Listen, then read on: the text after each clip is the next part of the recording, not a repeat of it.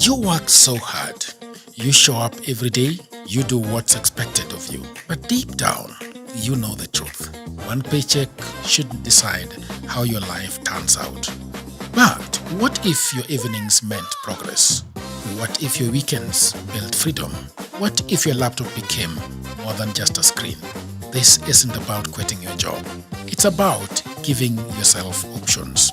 While others scroll, you start building. Quietly, consistently, and on your own terms. No pressure, no guessing. Just a clear system you can run after work, before work, or whenever life gives you a turn. That's what Goldmine on hustlesafrica.com is for.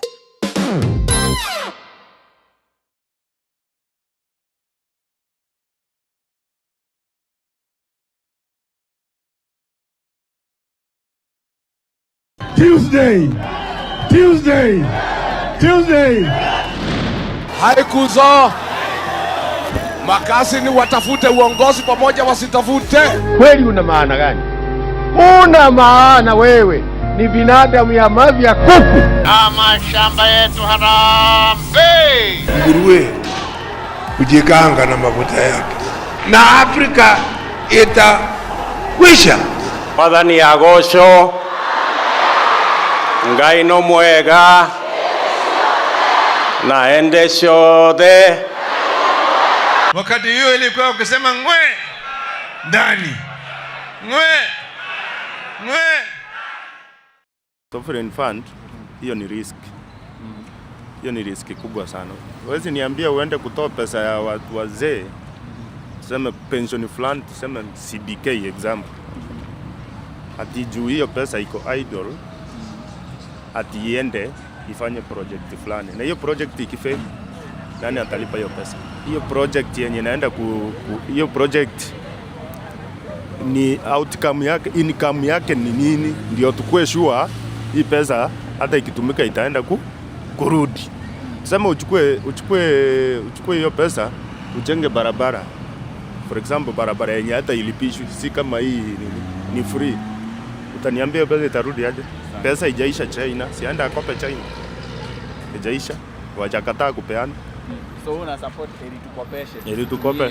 Usimie pesa ya mwenyewe na ujampatia security vile hiyo pesa itarudi. Hiyo itakuja kufanya watu bankrupt. Mtu amefanya kazi anafikiri pension yake kumbe ilienda. Na venye itarudi hajaambiwa. Hiyo unajua mwananchi wa kawaida hana pesa imewekwa pale. Yeye anang'ang'ana apate ya kulipa shule, ya kulipa ya kukula, ya kulipa rent. Sasa hiyo mwananchi wa kawaida hana kitu ya wale wako pale ndio wako na hiyo pesa wanaweka pale, kama unajua wanaonaga ikiharibika wao kukiharibika wana kitu ya kwenda kuchukua ili waweze kutorokea mahali wao wanatorokea kukiharibika. Matajiri ndio wako nayo wameweka. Kama mtu atumii anaweza kopesa serikali anatupea, kama sisi tuko chini tunaweza kujiendeleza. Juu mimi ukiniuliza kama mimi sina pesa naweza weka kwa bank. Kwangu saa hii nalia nilipe rent, nilipe shule, nikule, hakuna kitu kingine nalilia. Juu pesa ya kusave siwezi pata. For now maisha imekuwa juu hata hiyo nikiamka asubuhi nikubahatisha kama nitapata ama sitapata. But hii ingine hao matajiri wenye wako nayo wanaweza toa kwa maoni yangu, lakini ni kwa idhini yao. Juu sioni mtu anaweza weka pesa yake for the time itakuja ya watoto wake alafu ambiwa itolewe ikuje isaidie wengine. Kila mtu apoe freedom yake, ajiongee, aseme mimi yangu naweza kopesa serikali, na ikuwe ni agreement ati nikitoa mtanilipa kwa muda wa miaka fulani. Juu hiyo ni jasho yake. Huwezi mkomandi leta tutumie tufanye hivi.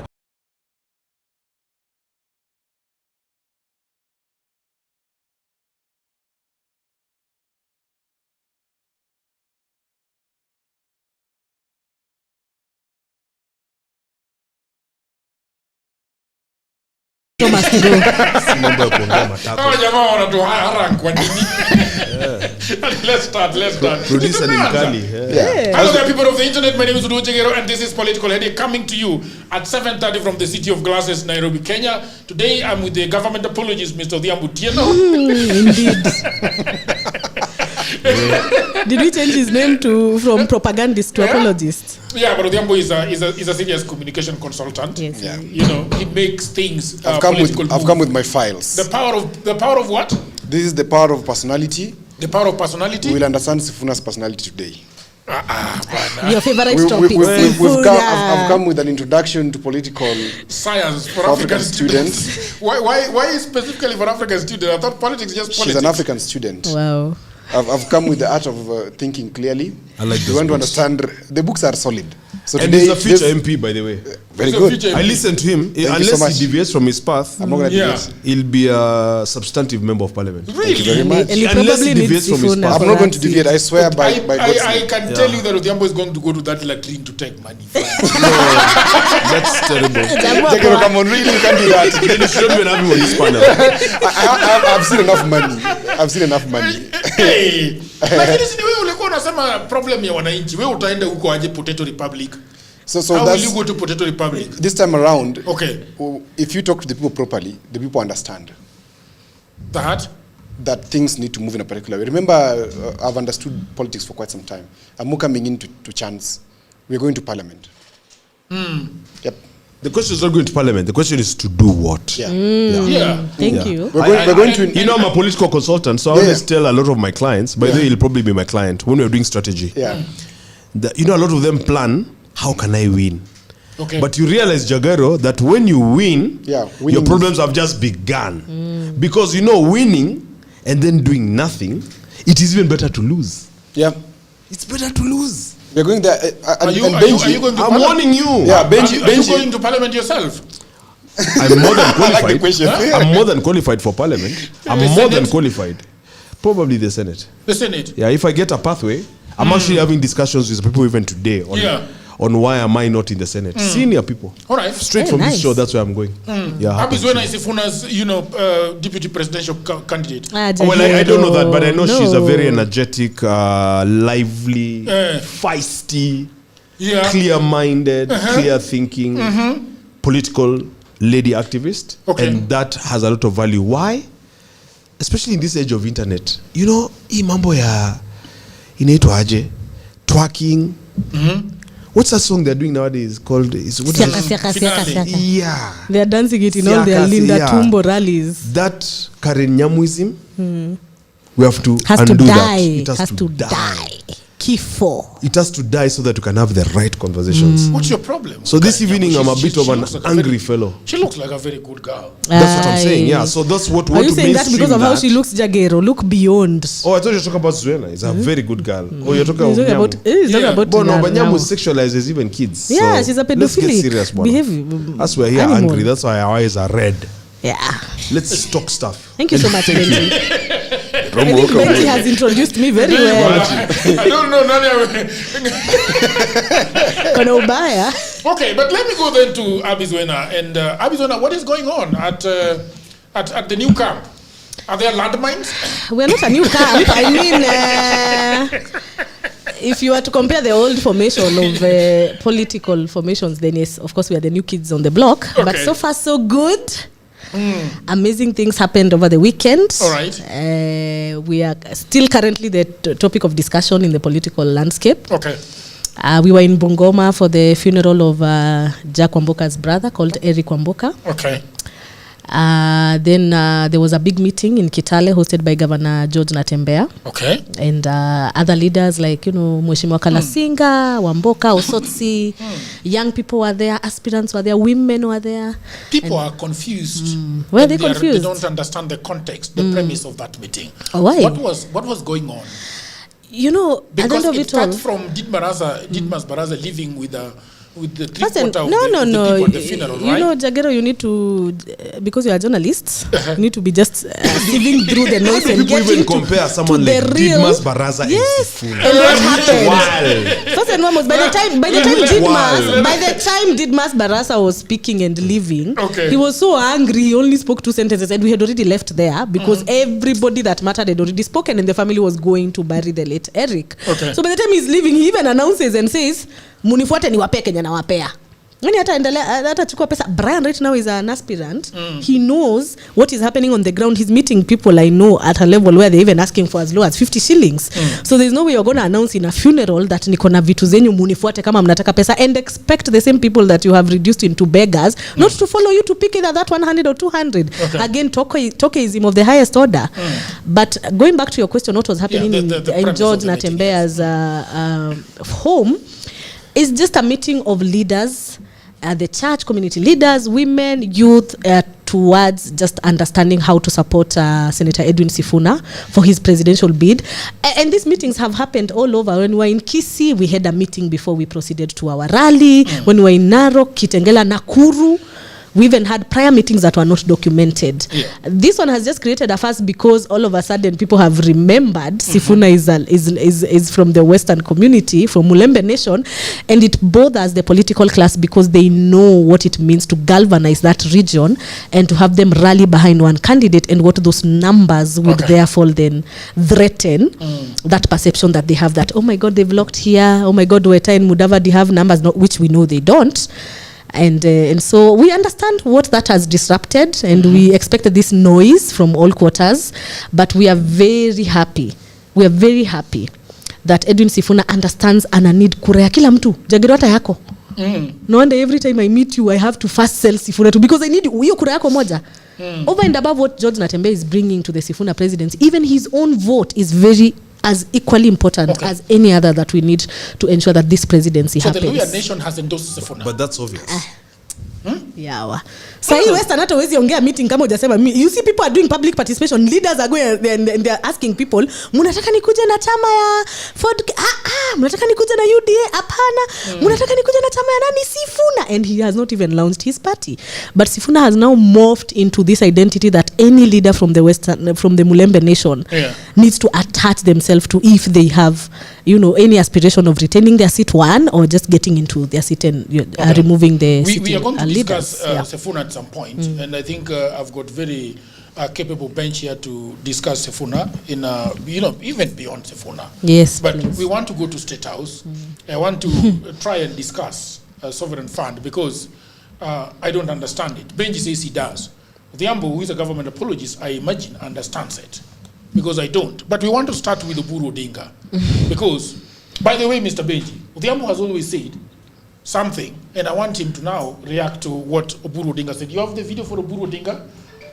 The video for Oburu Odinga is talking about, for about 1 minute, 10 seconds. You have the video? Let's play the one for Oburu Odinga. We have been in government. I was an assistant minister in finance. We tried to move, but private interests around who want to benefit from small infrastructure which does not move the country anywhere, always come in to put pressure on government not to move. And sometimes then there is too much democracy.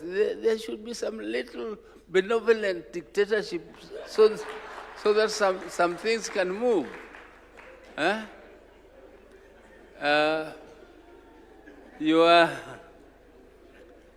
Mr. President, I don't want to say that you should be a dictator. I'm not saying that. But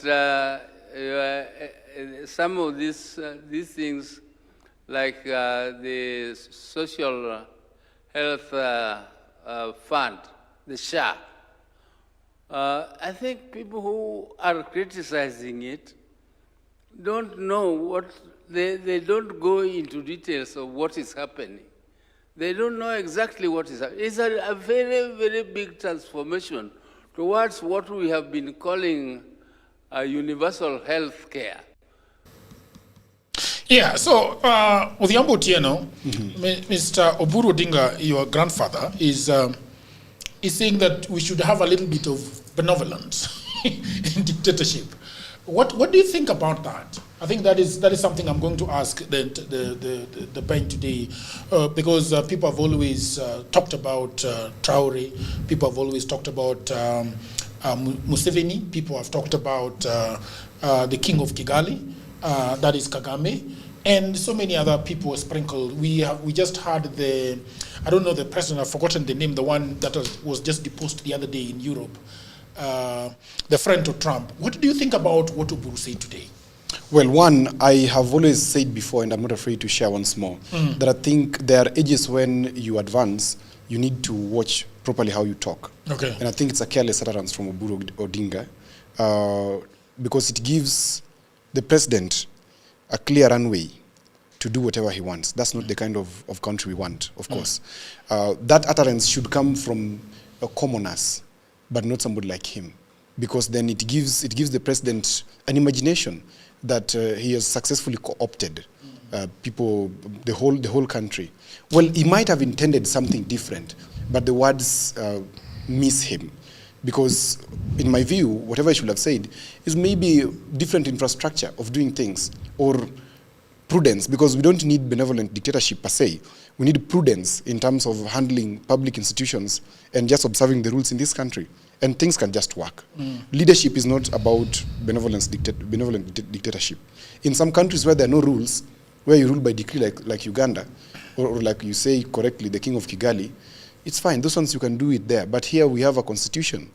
I have serious issues with it because Oburu is the head of the ODM party, which is a custodian of checking the government. We know it. They have the spirit of checking the government. But seemingly, as I've always said, I'm consistent about it, Oburu is not right to lead ODM as it is today. But then, if he's saying that we need a little bit of benevolent dictatorship, what does that say about his reign at ODM? Are we going to be having nominations? Are we going to be having certificates given to people that have won? That proves something interesting about him and ODM at large. I should not be saying this, but I would just have to say it anyway, because shying away from speaking stuff may make us be co-opted into nonsense, and we're not going to do that.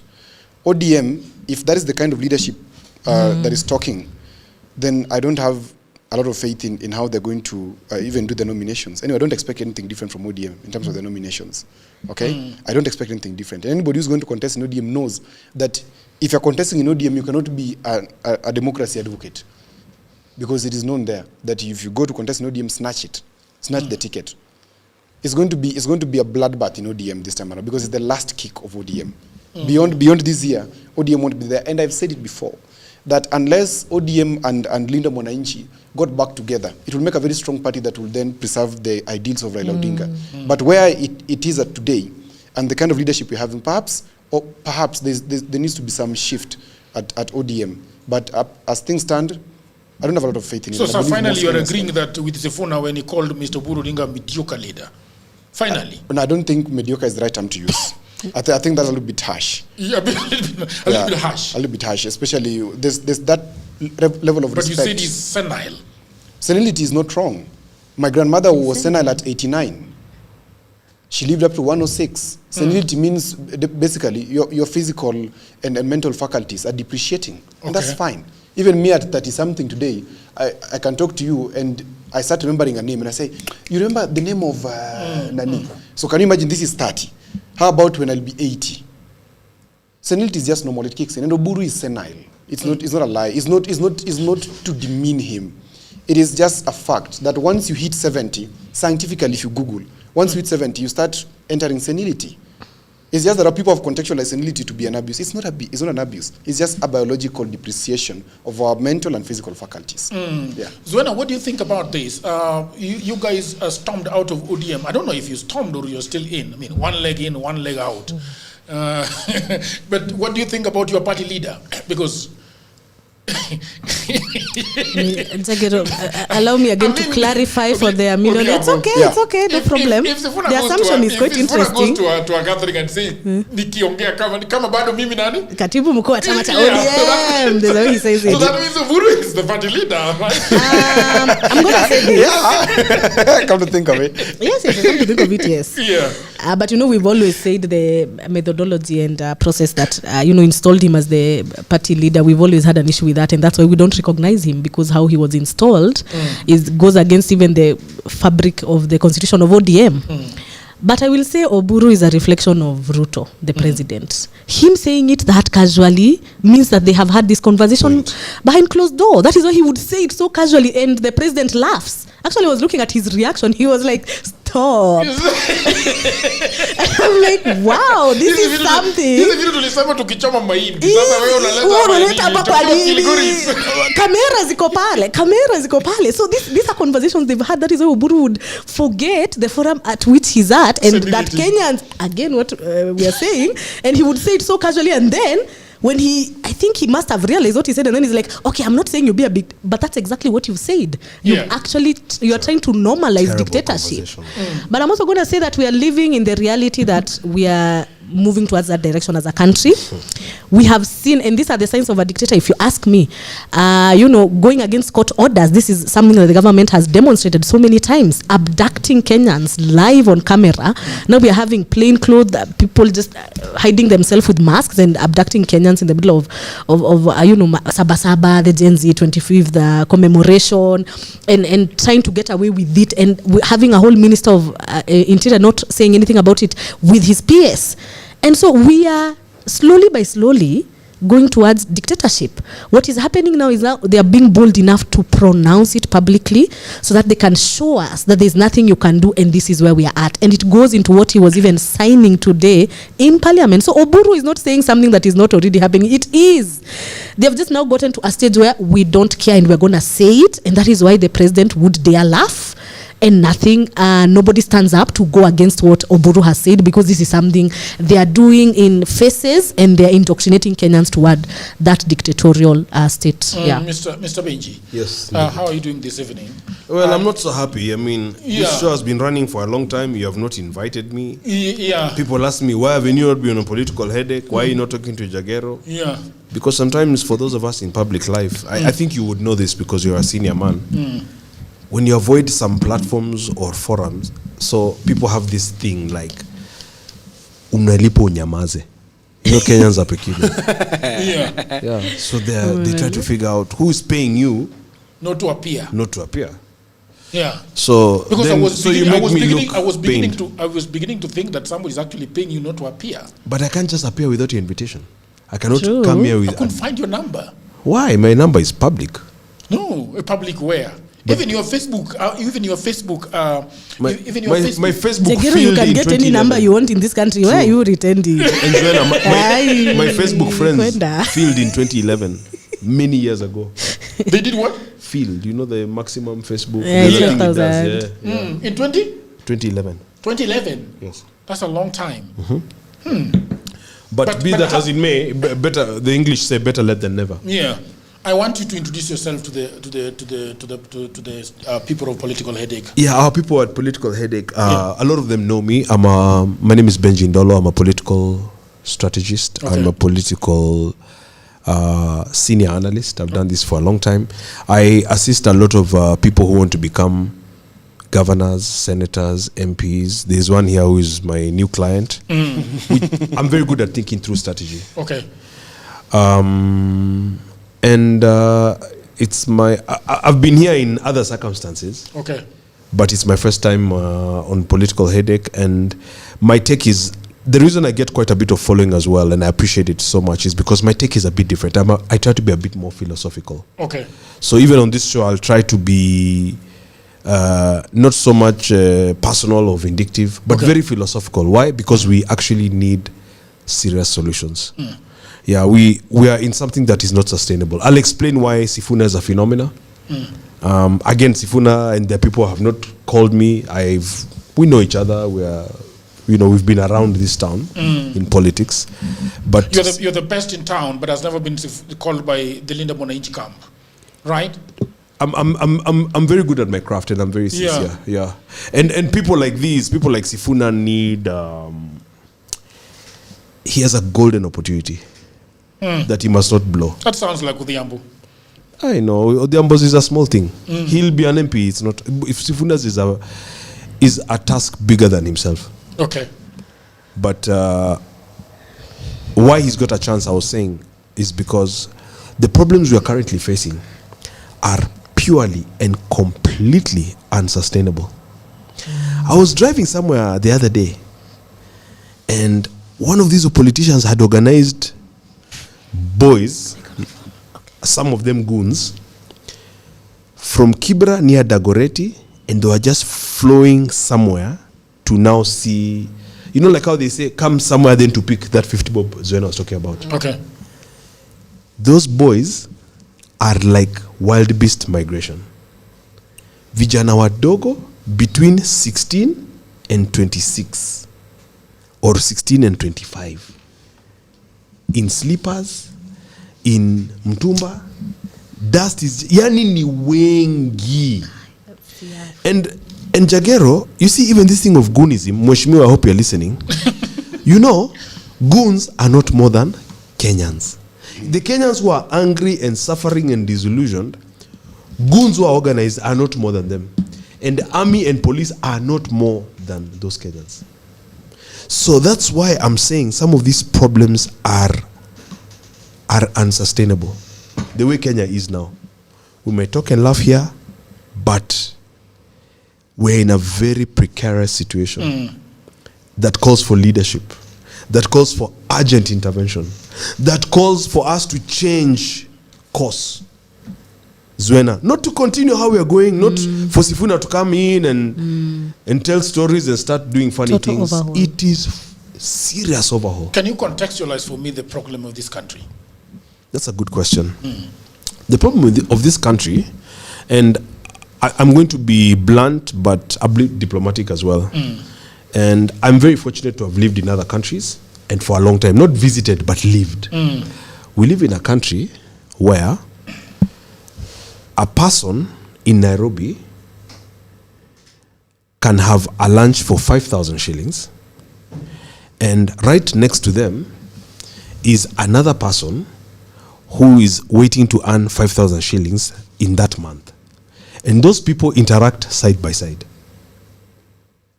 Those people interact side by side. So the gap between the middle class or the rich and the poor is now out of control. Therefore, poverty is now widespread and is biting because we're going to talk about the Sovereign Wealth Fund today. We're going to talk about the budget, supplementary budgets, expenditure, foreign travel, etc. in the millions. And your families, I talked of Kibra here, where Mzee was, God rest his soul, Dagoretti, Mukuru, kwa Njenga, kwa Ruben, Kawangware, Kibagare, Line Saba, Kiberanane. There are families who go to bed hungry. It sounds like a story, or it sounds like I'm being insightful, but there's a family, baba anatembea industrial area kufanya kibarua ya 400 kwa mjengo, which sometimes they don't get. Mama amejifungua mtoto wa 6. You can imagine a family like that. There are days they go, they cannot buy a packet of milk. They don't have eggs. They don't have chicken. They don't have land in Siaya. So it's like they're trapped. And Jagero, those are the many. They are not the few. So how is it 60-something years after independence, we're grappling with this level of poverty? It is insanity. It breeds desperation. It breeds suffering. It breeds, there's a lot of suicides now and a lot of murders. And I don't know if the president knows this because he's got a new helicopter. He's got new cars. And so our culture, which is part of now the problem we're talking about, Jagero, is, yeah, things are bad, bora si mimi. That's why you see MPs, instead of legislating and passing fair legislation and protecting mwananchi and protecting consumer, there is quorum when they are adding allowances because they want money and money from the executive to bribe the electorate. So this is not sustainable. We are going to be in a very big mess. How about what Uburu said today? What do you think about it? It's backward. It's ridiculous. A government only needs to have the best intention and competency, good communications to deliver to citizens. Now, when somebody who is 80-something talks about dictatorship and his own father was jailed under dictatorship, his own beloved brother was jailed and detained and almost lost his arm from dictatorship, the only conclusion is that Oburu is senile. That's the only conclusion.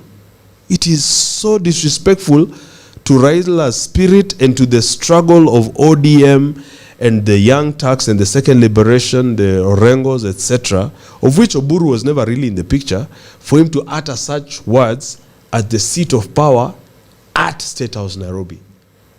You see, these guys are too reckless with leadership. That's why we're in such a mess.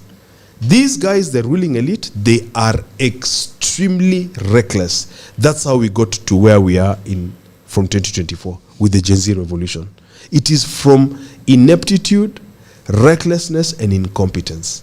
You cannot, on the day after Sabasaba, start talking about benevolent dictatorship. William, the president, is just like Oburu's son.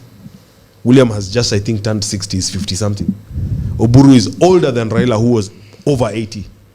You cannot be talking about, you should be guiding William the right path, if indeed you mean well, for him as a friend and for the country as a whole. So, this is a miss. Where does your hope lie? In Linda Mwananchi? Studs Terkel, and I hope our people will Google, Studs Terkel is a philosopher. He said that hope dies last. Okay. Hope dies last. And therefore, I'm not here to endorse anybody, but Linda Mwananchi, I have been following, and I've been commentating in a very fair manner, especially when they were threatened with not going to Kisumu. I was very local and I have the evidence.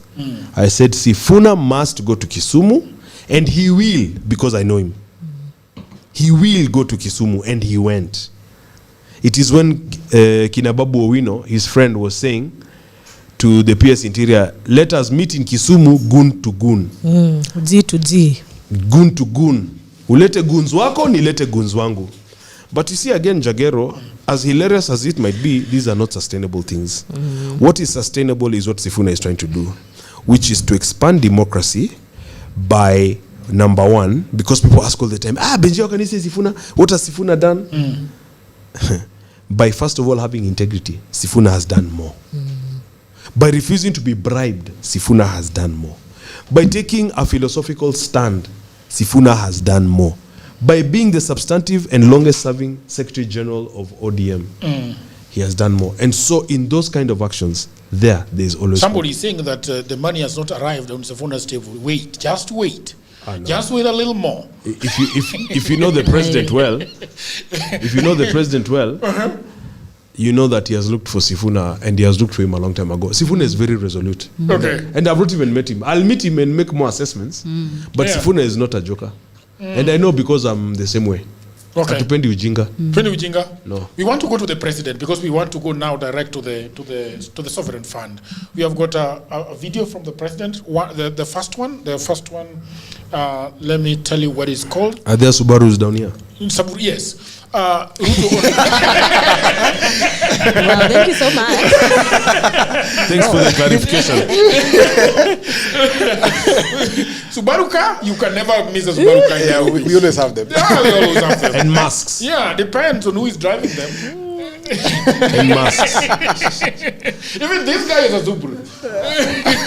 Kwanza huyo anakaa polisi. Yes. Let's go. That is why this act places governance, transparency, and accountability at its very heart. The Sovereign Wealth Fund will belong not to my administration, but to the Republic of Kenya. It will be managed according to the law, our constitution, and the enduring interests of the Kenyan people. The Act provides for independent professional management, strong parliamentary oversight, and transparent public reporting and robust auditing. Every shilling must be accounted for. Every decision must be guided by prudence. Every investment must be measured by the legacy it leaves for future generations. Ladies and gentlemen, history seldom remembers nations for resources they possessed. It remembers them for the choices they made with those resources. The nations that achieve lasting prosperity share one defining characteristic. They think beyond the present. They plan in decades, not election cycles. They build institutions that endure across administrations and across generations. Mr. Odhiambo, this is the bill that has been now signed into law. Yes. It moved from draft to law extraordinarily fast. Yes. And that speed itself is the story. The National Treasury published the draft Kenya Sovereign Wealth Fund Bill 2025 for public participation on October 24th, 2025. Okay? A reworked bill 2026 was published March 9, 2026, read a first time March 11, 2025, 2026, went through committee public hearing. Almost a month later, passed Parliament July 2nd, 2026, and was assented to July 8th, 2026. All right? So, it is the National Assembly bill, not a Senate bill, which matters because critics say a fund touching national resource revenue should have also ended up at the Senate. And then there is the controversy of the fund itself, because they are saying it is the money being poured into it. The government is using the fund and the twin National Infrastructure Fund as the destination for proceeds from selling public assets. So we know that 15% of Safaricom has been carted away, all right, sold to Vodacom, and the Kenya Pipeline Company has also been carted away to Ugandans. Quote unquote. Opposition figures argue that this is selling the family farm to buy groceries. All right? So the watchdogs have got a problem. Controller of Budget Margaret Nyakango warned the bill could let the fund operate outside the consolidated fund in breach of Article 206. All right? And then there is the genuine, is there even enough money problem? Kenya runs deficits. Some people are saying that that the reason why we have sovereign funds around the world is because they've got surplus. Norway, Bahrain, Abu Dhabi, and all of them. So why is Kenya now selling its assets to put in land? So far, they are having 244 billion from Safaricom, Kenya Pipeline 106 billion, and they hope that they will get a mineral sector income, which is about 200 billion. All right. So those are the issues that we are having. What is your thinking about it? I'm asking you, why don't we just have the consolidated fund? Why do we want to have this one where only Ruto and a few folks have got signatories to it? So one, we need to remove Ruto from the equation. Okay. If we choose to sustain Ruto in the equation, then we're going to be subjective and we lose the point. Let's look at this as Kenyans. Okay. And question, what is this? And in the process and in the speech of the president, if you heard him properly, he said, this must not be my fund. It goes beyond my existence. Okay? So it implies if it is a mistake that Ruto is making, then Abi Zuena and her team has a chance when they come to power to change it. So let me contextualize my understanding of this. Okay. And of course, understanding is different, so interpretation is going to be very different. Yeah. So one, the consolidated fund has a problem. Has a problem? It is vulnerable. Okay. The first mess of the consolidated fund was occasioned in 2014 or thereabout by two people. Okay. It was by Aden Duale. It was by Mbadi, who is now the CS. The two of them occasioned a mess, allowing for the first time operations outside the consolidated fund in terms of finance channeling. If we want to be genuine, then we must go there and review and correct. But let's park that aside. Okay. Now, the consolidated fund has so many other vulnerabilities. But before I come to them, let's focus on what is this sovereign wealth fund. I want to contextualize it in the context of a house, because our homes, our families, are the basic political units that we have. So in every home, there's some level of debt. Inaweza kuwa umeenda kuomba chumvi kwa duka, umechukua loan ya gari, umechukua loan ya nini, etc. And most families in this country don't have fiscal policy. Even us who are seated here, I'm sure if we do a quick sampling, few of us will have... What is a fiscal policy? Fiscal policy is basically financial policy. Mm-hmm. How do you plan around your finances for the year? I think when we're talking about vision boarding on DWG, I did share with you that at the start of every year, you must develop a budget so that you know that when I earn, this money goes to these vote heads. But most families don't have that. Now, I want to contextualize in that very perspective. So you're earning, let's say, 300, 400,000 a month, all right? And out of 300, 400,000, your recurrent expenditure in a month goes to about 200,000, which to me is an anomaly. Yes. Because you should operate below half for the current expenditure. And then the rest goes to savings, emergencies, etc. Okay? Now, your current expenditure is already 150 or 200. Let me use a standard rate of 400,000 earning. So if you are earning, your recurrent expenditure is already at 200,000, it means you're left with how much? 200. Yes. For development and any other thing. You want to party every Friday. You want to build a house. You have people depending on you, black tax. Because once you're earning 400, of course, the dependence is huge. You are having a lot of things to do. You're having a lot of other developments to do. In this development question, what do? You go and take a car. Most of these cars being driven on these roads are actually on loan. Now, if you take a crossroad, which is a compact SUV, you'll be paying about 78 to 100,000 per month. If you take a Prado, etc., this is a Jew, you'll be paying upwards of 100,000. Yeah. Plus fuel. Plus fuel. That's another 100,000. That's another 100,000. So in that context alone, you've already depleted your what? Income. Your income. So you don't have money to operate. Okay. There's something called marginal propensity of income and expenditure. So that what is that? It determines how much you earn and how much you have left to spend, whatever we call disposable income. So if you have 30,000, so a human being should have a lot of disposable income so that then they invest. Okay. It's also called debt to income ratio. Yes. Debt to income ratio. So when you've overrun your budget to the extent that you have nothing to develop with, you are staying or you are hanging by a thread on the next check, that if the next check misses, you're gone home. That's the situation where Kenya is. Okay. Where we have overrun our budget, we cannot finance ourselves properly. Why? Because we have some indiscipline that happened previously. Okay. And there's a continuation to help sail the ship. Are you back to the main road of sovereign fund and Of course, You're of course. back. I'm back there. Okay. So we messed our finances. Okay. Under Uhuru. Under Uhuru. We messed our finances. I'm just helping him. Yeah. Properly. That is the fact. Uhuruto, you know, we guys forget like Ruto. But of course. Was the whole deputy president. We don't deny. He was part you know, of this. Abby wants to bring Ruto so bad in this thing. No, I'm just reminding you. And we'll help her bring Ruto. Just be patient.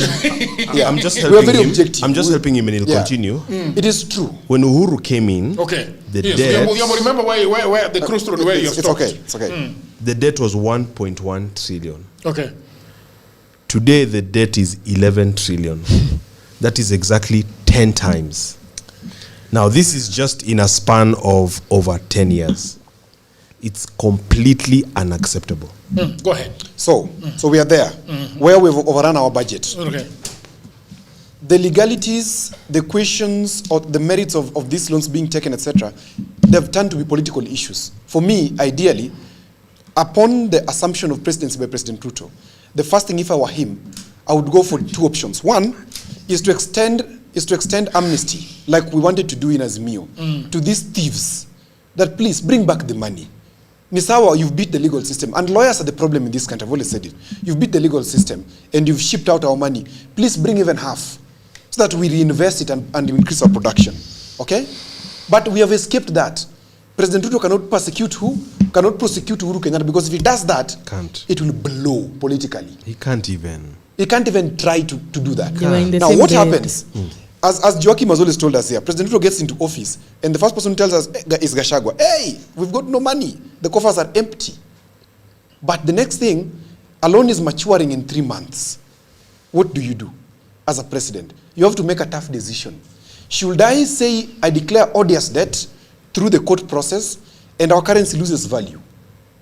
Or what do we do moving forward? That's now management. And management is not easy. For those who don't understand management, they will take it to be, they want absolutism. And absolutism fails states. So President Ruto says, okay, how can we think together, our people? And somehow they come up with an idea that let us have a sovereign wealth fund so that we strive away from the vulnerabilities of the consolidated fund. Now, how does it operate? I am confused. Don't be confused. I'll take it slowly. I'm very confused because now Uhuru suddenly is bigger than the government. Of course he is.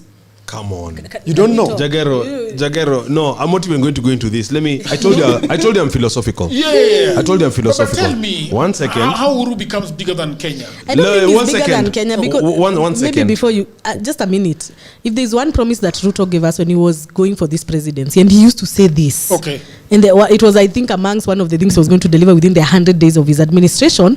He actually promised he's going to go for everybody who left them empty coffers. No, he used to say it. I'm just going back to his words. And he used to say he was going to go for Uhuru and he's going to go for all the cronies that stole this money. What are you saying? What happened? No, because he used can't. to say it. That's one of the saddest things. That whole script that people actually fell for it. Yes, he used to say it. No. It's you have to know when someone says something. There's a difference between saying and meaning something. You can even see the president's language in the presence of Uhuru. Like now when he went and he took his people and put them in government, etc. When he went to his home. So Uhuru basically is a president whose father was a president. We actually don't have such an individual in Kenya. Of this 58 million Kenyans, we don't have a single Kenyan who was a president in this country na baba yake pia alikuwa rais. So the president now, who was his deputy, that was his boss, William si mwenda wazimu, he cannot even pick his phone and call him. Sometimes we have to operate within reality. And remember, even with the 2010 constitution, which was very clear about images on currency, on money, remember that Uhuru's father's image is still on the Kenyan currency. I don't know who has Kenyan money here.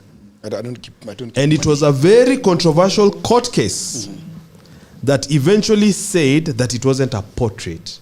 But if you look at it, and the constitution of Kenya is very clear on that, this is Uhuru's father. Don't joke around. You know, on a show like this, I'm not here for entertainment. So we cannot misuse now. So what are you even saying? So even who is William? Who is the president? My friend, what are you even saying? So who is even William?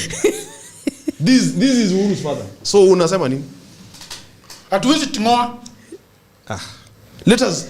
You know when you're doing a show like this, as long as you're honest and your intentions are clear. But people are asking, what does it mean that we cannot deal with Uhuru? They're asking you here. Okay, so Benji, those are just those are diversionary. Let me chime in. Yeah. Those are diversion. If we could deal with Uhuru, Uhuru would already be in prison. Yeah. Let's look at it. You would already be in prison. Let's look at it from the practical sense of politics. I've told you. Did Azimio have a plan on how to deal with runaway money? Okay? Our money was taken away from this country. I can't keep the...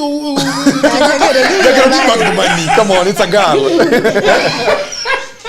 But he can keep it. I'll give you another one. Yeah. Very much. Why don't you give me that one?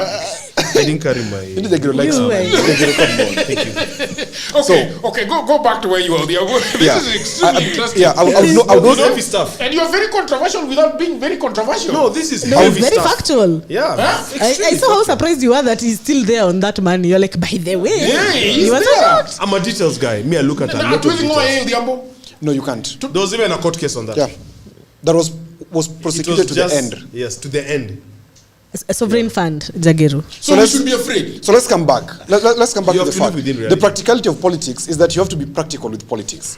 Because the suggestion as is by the law, I say this, not that the law is a suggestion, the suggestion as is by the law, at times and most of the times runs into conflict with the spirit of politics. Okay. Because the spirit of politics is very transient. It changes. Today, we're talking about, hey, Ruto is establishing a sovereign wealth fund. Tomorrow, Sifuna takes power, he'd want to establish a bigger sovereign wealth fund. And I was exploring. We have vulnerabilities with the consolidated fund. And our financial policy in this country is awful. It was exploited by President Uhuru Kenyatta and his team. If Ruto was part of it, so be it. Now, let's look at the merits of the Sovereign Wealth Fund. One, it is looking at creating intergenerational equity in terms of wealth. Urithi. Today, Jagiru, who is your grandfather? Okay? If he didn't leave you with that piece of land where now you are settled at home, he would be very unfair to you. You are seeing people saying online, wakati mababu za wengine walikuwa naiba mashamba, babu yako alikuwa wapi? Okay? Your grandfather was dancing. Yeah. Now, I want to contextualize that into the Sovereign Wealth Fund so that we understand it. And I'm going to use very practical examples. We have minerals and we have natural resources in this country. These natural resources are finite. They're going to end upon extraction. I've had some people peddle the possibility that why can't we just extract, like for example, something in Coast Taveta, and then pay our debt one-off. Yes, we can. Yeah, yes, we can. Yes, we can do that. But what happens to the generations coming in the future? So this Sovereign Wealth Fund is saying, let us take whatever we extract, okay? Like for example, Dangote has indicated just this morning that he's going to establish his refinery in Mombasa, in Lamu, I think. It's Lamu. Why is he establishing it there? There is oil in Kenya, which is enough to run it for a period of time, plus the oil in plus the oil in Tanzania and wherever else is going to get oil. Okay, the crude oil. Now, if we take the funds, all the funds that come, the proceeds that come from the extraction and processing, and then we just eat it or build with its structures, what happens to the next generation? We can't invest it? We can invest it. Now, what do we invest? We're getting 70%. We can invest. We can do whatever we want with it. But because 30%, you're talking about the future generation protection, at least 30% of all inflows must go to the component. Must go to the component. They are going to be locked. It cannot be borrowed against or used as collateral. Exactly. If my grandmother, I can remember, my grandmother used to ask her, grandmother, why do you have plots in Kisumu? You are earning money from your plots in Kisumu. At times you're very broke. Why can't you sell the land? And she told me, you don't know. You don't know that land is meant for you and the future generations. That in the instance you guys run broke and you're not affording, you have a place to stay. On the minimum, you can even turn it into an institution or build an institution there. All my grandchildren can get something to do and earn something little.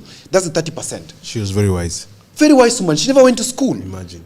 Okay? That's the Urithi component of the Sovereign Wealth Fund. Is it a good thing or a bad thing? Common sense. I think it's a good thing. Oh, come on. Come on. Jagiru, allow me to say this, please. And I'm going to refer back to his last statement. You're just interjecting. Yes, I am. Okay, good. And also, you've given him a lot of time. Yeah, we need to really talked, Brian. But he's tried. He's done a good job. He's done a good job. Yeah. I'm going to say this. I'm going to talk to you about the three components, the stabilization, strategic infrastructure, and future generations. Sure. Yeah, that's what I like what he has referred to in terms of his grandmother. And I'm going to say this, the responsibility of, generational wealth has always been handled very well by individuals and Kenyans. As long as the government facilitates an environment for you to create wealth, you're going to leave property for your kids. Yes. I am in the real estate sector. It is my responsibility to leave something for my children because when the government provides an environment for me to create wealth and make money, but that is not what this government has done.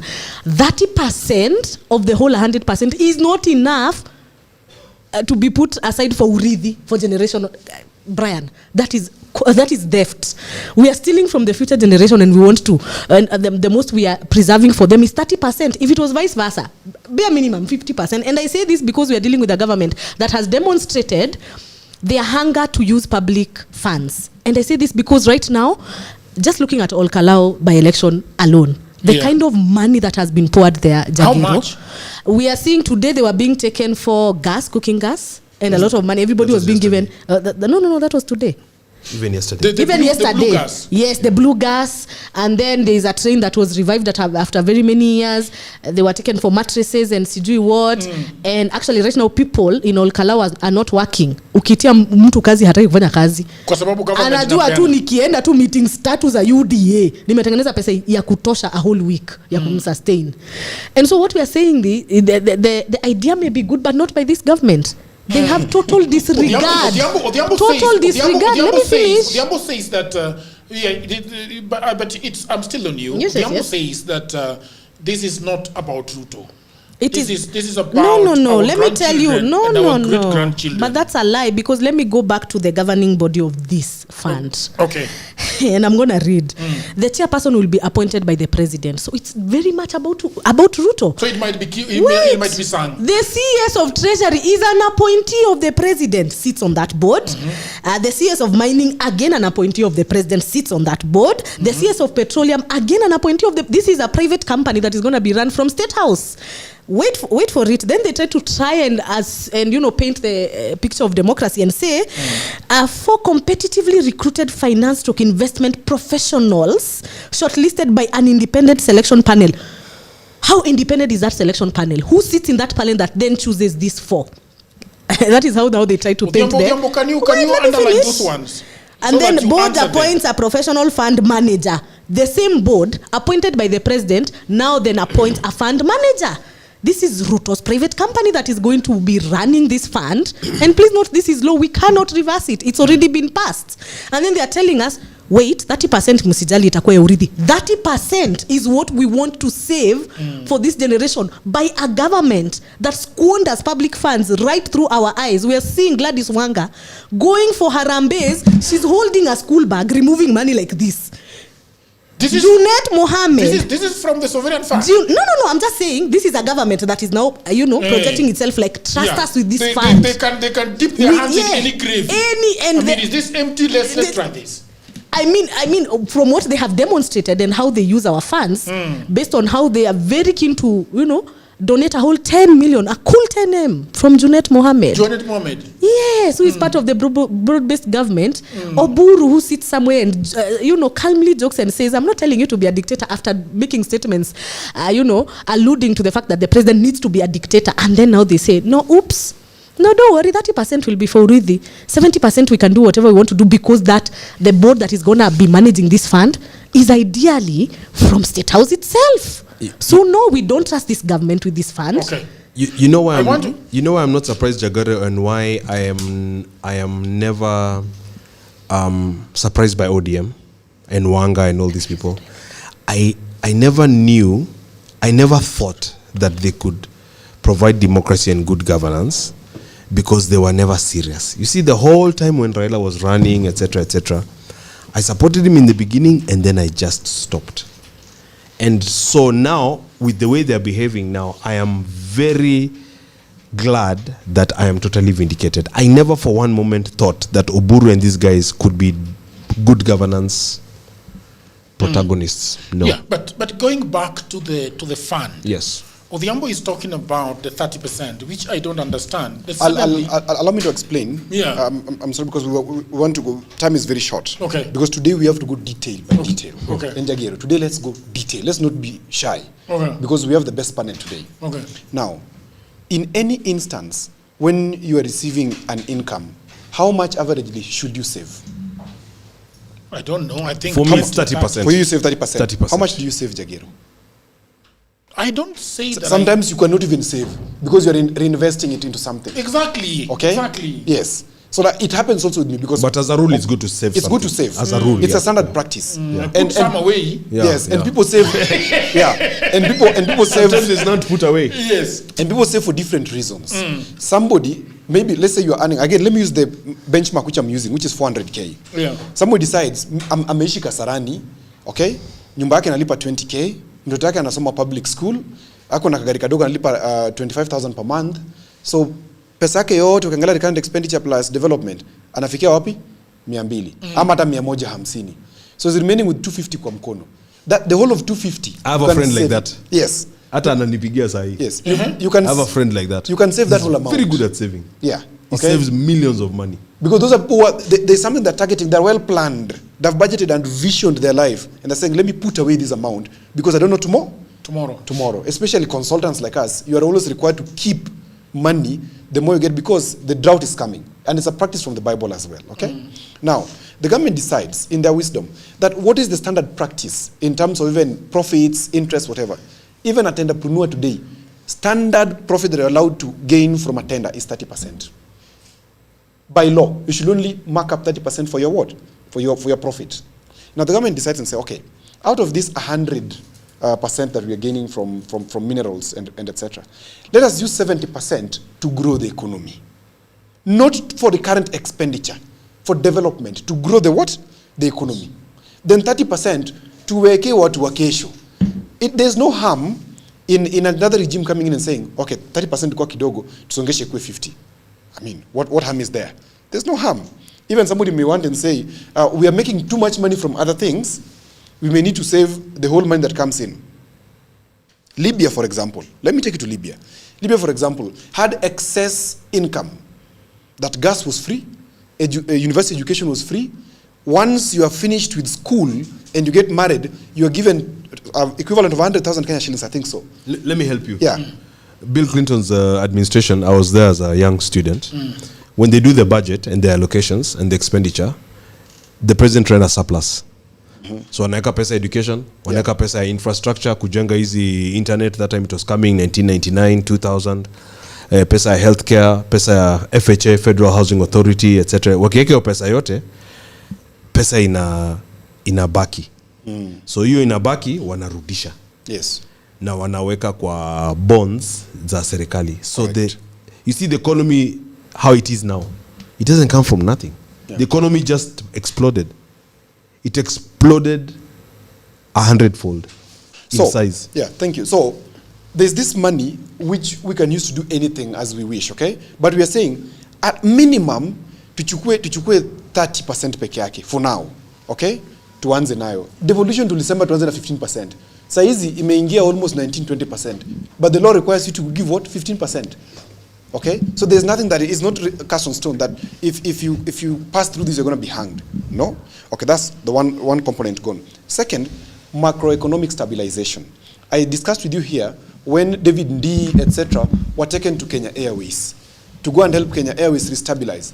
I talked to you about finance hedging at Kenya Airways, so that in the instance that they suffer fuel shocks, okay, the petroleum buying scheme is level that in the next 3 months upon purchase, you cannot shift the price because that's the agreement, the running contract. So the government is also saying, we have issues. Is our economy exposed to some shocks? Yes. Which are the shocks? We have issues such as drought, okay? We have issues such as our shilling losing its value. These are possibilities. We have very many other economic issues, including this debt repayment on the value of dollar. Because today we are still paying debt on the value of dollar, except for China loan, which we renegotiated the other day, that we can pay in their what? In Chinese yen. Okay? So we are saying, how do we stabilize the economy in instance of shocks? Let me give you a further example to contextualize it better. We have the National Cereals Board. Today, if some farmers play crazy and they want to hoard maize, okay, then they just want to release it at a particular time at a high price. What will the government do? They will release maize from the cereals board and flood the market with it. And that price will do what? Will stabilize. The same thing happens with this fund. That in the instance we're having some shock in terms of famine, in terms of war, in terms of some destabilization of whatever nature, we have some money that can earn you financial freedom as a country.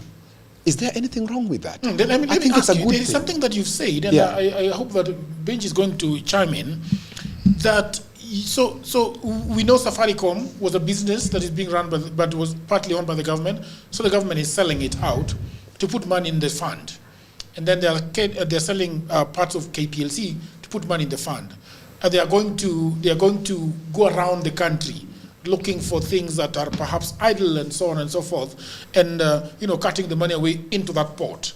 Okay, but that is how individuals also work. That you have land, you buy it and put it in the bank. That you have got a kiosk and then you sell everything and then put it in a pot for development. And then you go and look at the fish net, the fish business that you are having, and then you sell the net and the fish that is there, and then put it for future use. Is that how it happened? Can I chime in first a little bit before, because it's been very technical? Yes. Let me give you the philosophical aspect. Okay. And then you can go back to the technical. Technical to philosophical. Yes, technical to philosophical. Because I know we also have a lot of students watching. Okay. I know we have a lot of students watching. Okay. So the president's clip there where he spoke, you have to give it to William that, again, himself and his predecessor Uhuru, you see, he's spoken very well.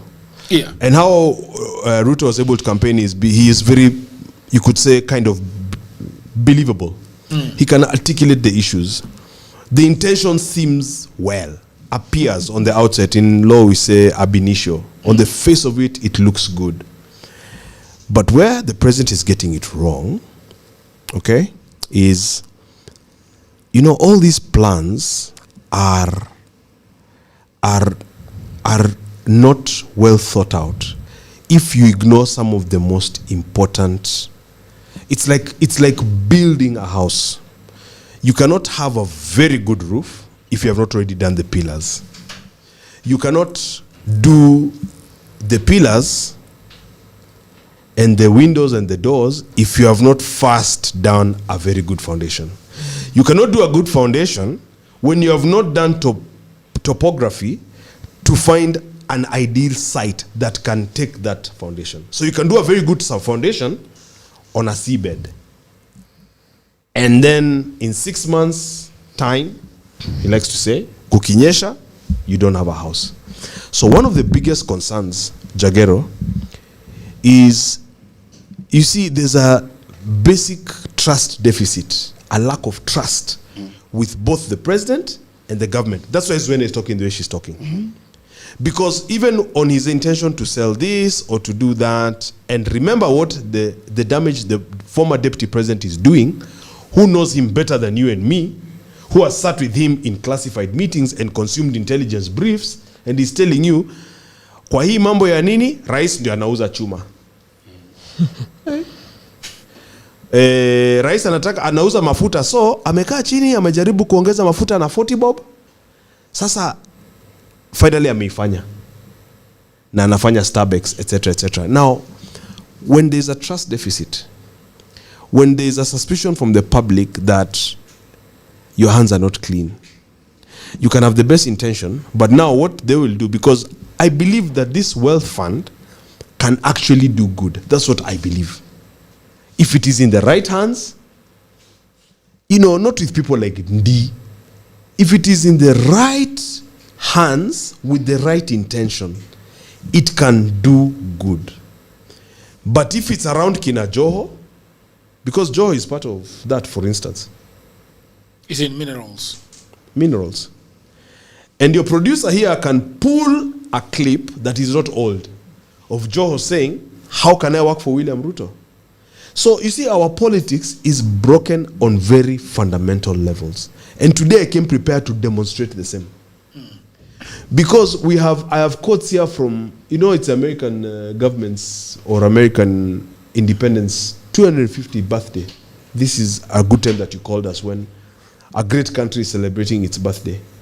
And I can tell you that from Thomas Jefferson to Abraham Lincoln, who ended slavery, to John F. Kennedy, who was killed in the 60s, to William Jefferson Clinton, the president I talked about, to Teddy Roosevelt, and William Taft, they used to call him a large man.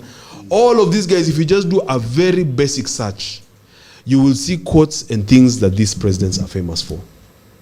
And in Kenya, we don't even have examples of presidents, not even from Kibaki, who was a very good president. Because most Kenyans know Kibaki said, wewe mavya kuku. So we are lacking a philosophical foundation upon which to build a nation state. And it's a very sad thing. Let me give you a quote from Thomas Jefferson.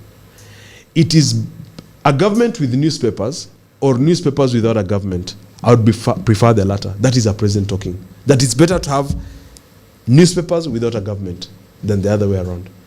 And so if the president is well advised and well schooled and informed, because they also don't teach American history in our schools, then you would see that he would be at pains to even fight with the Standard, as he is doing publicly. There are so many things that are wrong with the setup. It's John F. Kennedy who said, ask not what your country can do for you, but what can you do for your country? And nobody thought he was a con man. These are profound. These are things taught at Harvard. These are things taught at Harvard. This is where we miss the point. We have introduced criminality into politics. Now we've introduced goonism under this administration. Jagere, it is so sad, it is so painful. William Taft used to say that courts are an earthly representation of heavenly ideals, and that a president cannot make clouds to rain and maize to grow. William Taft president used to also say, put it in writing so that it cannot be misunderstood. I mean, these are people by and large who are fast good men and women. Mostly good men. And this is a challenge to these guys in Kina Sifuna. All your credentials in law, in what, they will fall short if, first of all, the leader is not a good man. You have to have the best intention for this country. You cannot just continue to further the agenda of looting this country. Because the money that you divert and you pull out and take to Dubai is 2, 9, 10 jobs for these young people. It is reducing consumer pricing, consumer petrol, etc., for bus fare to be affordable to these people who earn so little. They are your people, Mr. President. They are your people. They are actually his voters, not mine. In all this, I have nothing to gain, Mheshimiwa. In all this discussion here, I have nothing to gain. Imagine it was for William to have a better presidency, to have a more cohesive country, to have peace, and to have a chance to win re-election, or for Senator Sifuna to win. Me, I'm just here. Imagine. I'm doing the Lord's work. How dare you? No, so let How me dare you? Jagero, you asked something very important. Allow me to answer you. Yes.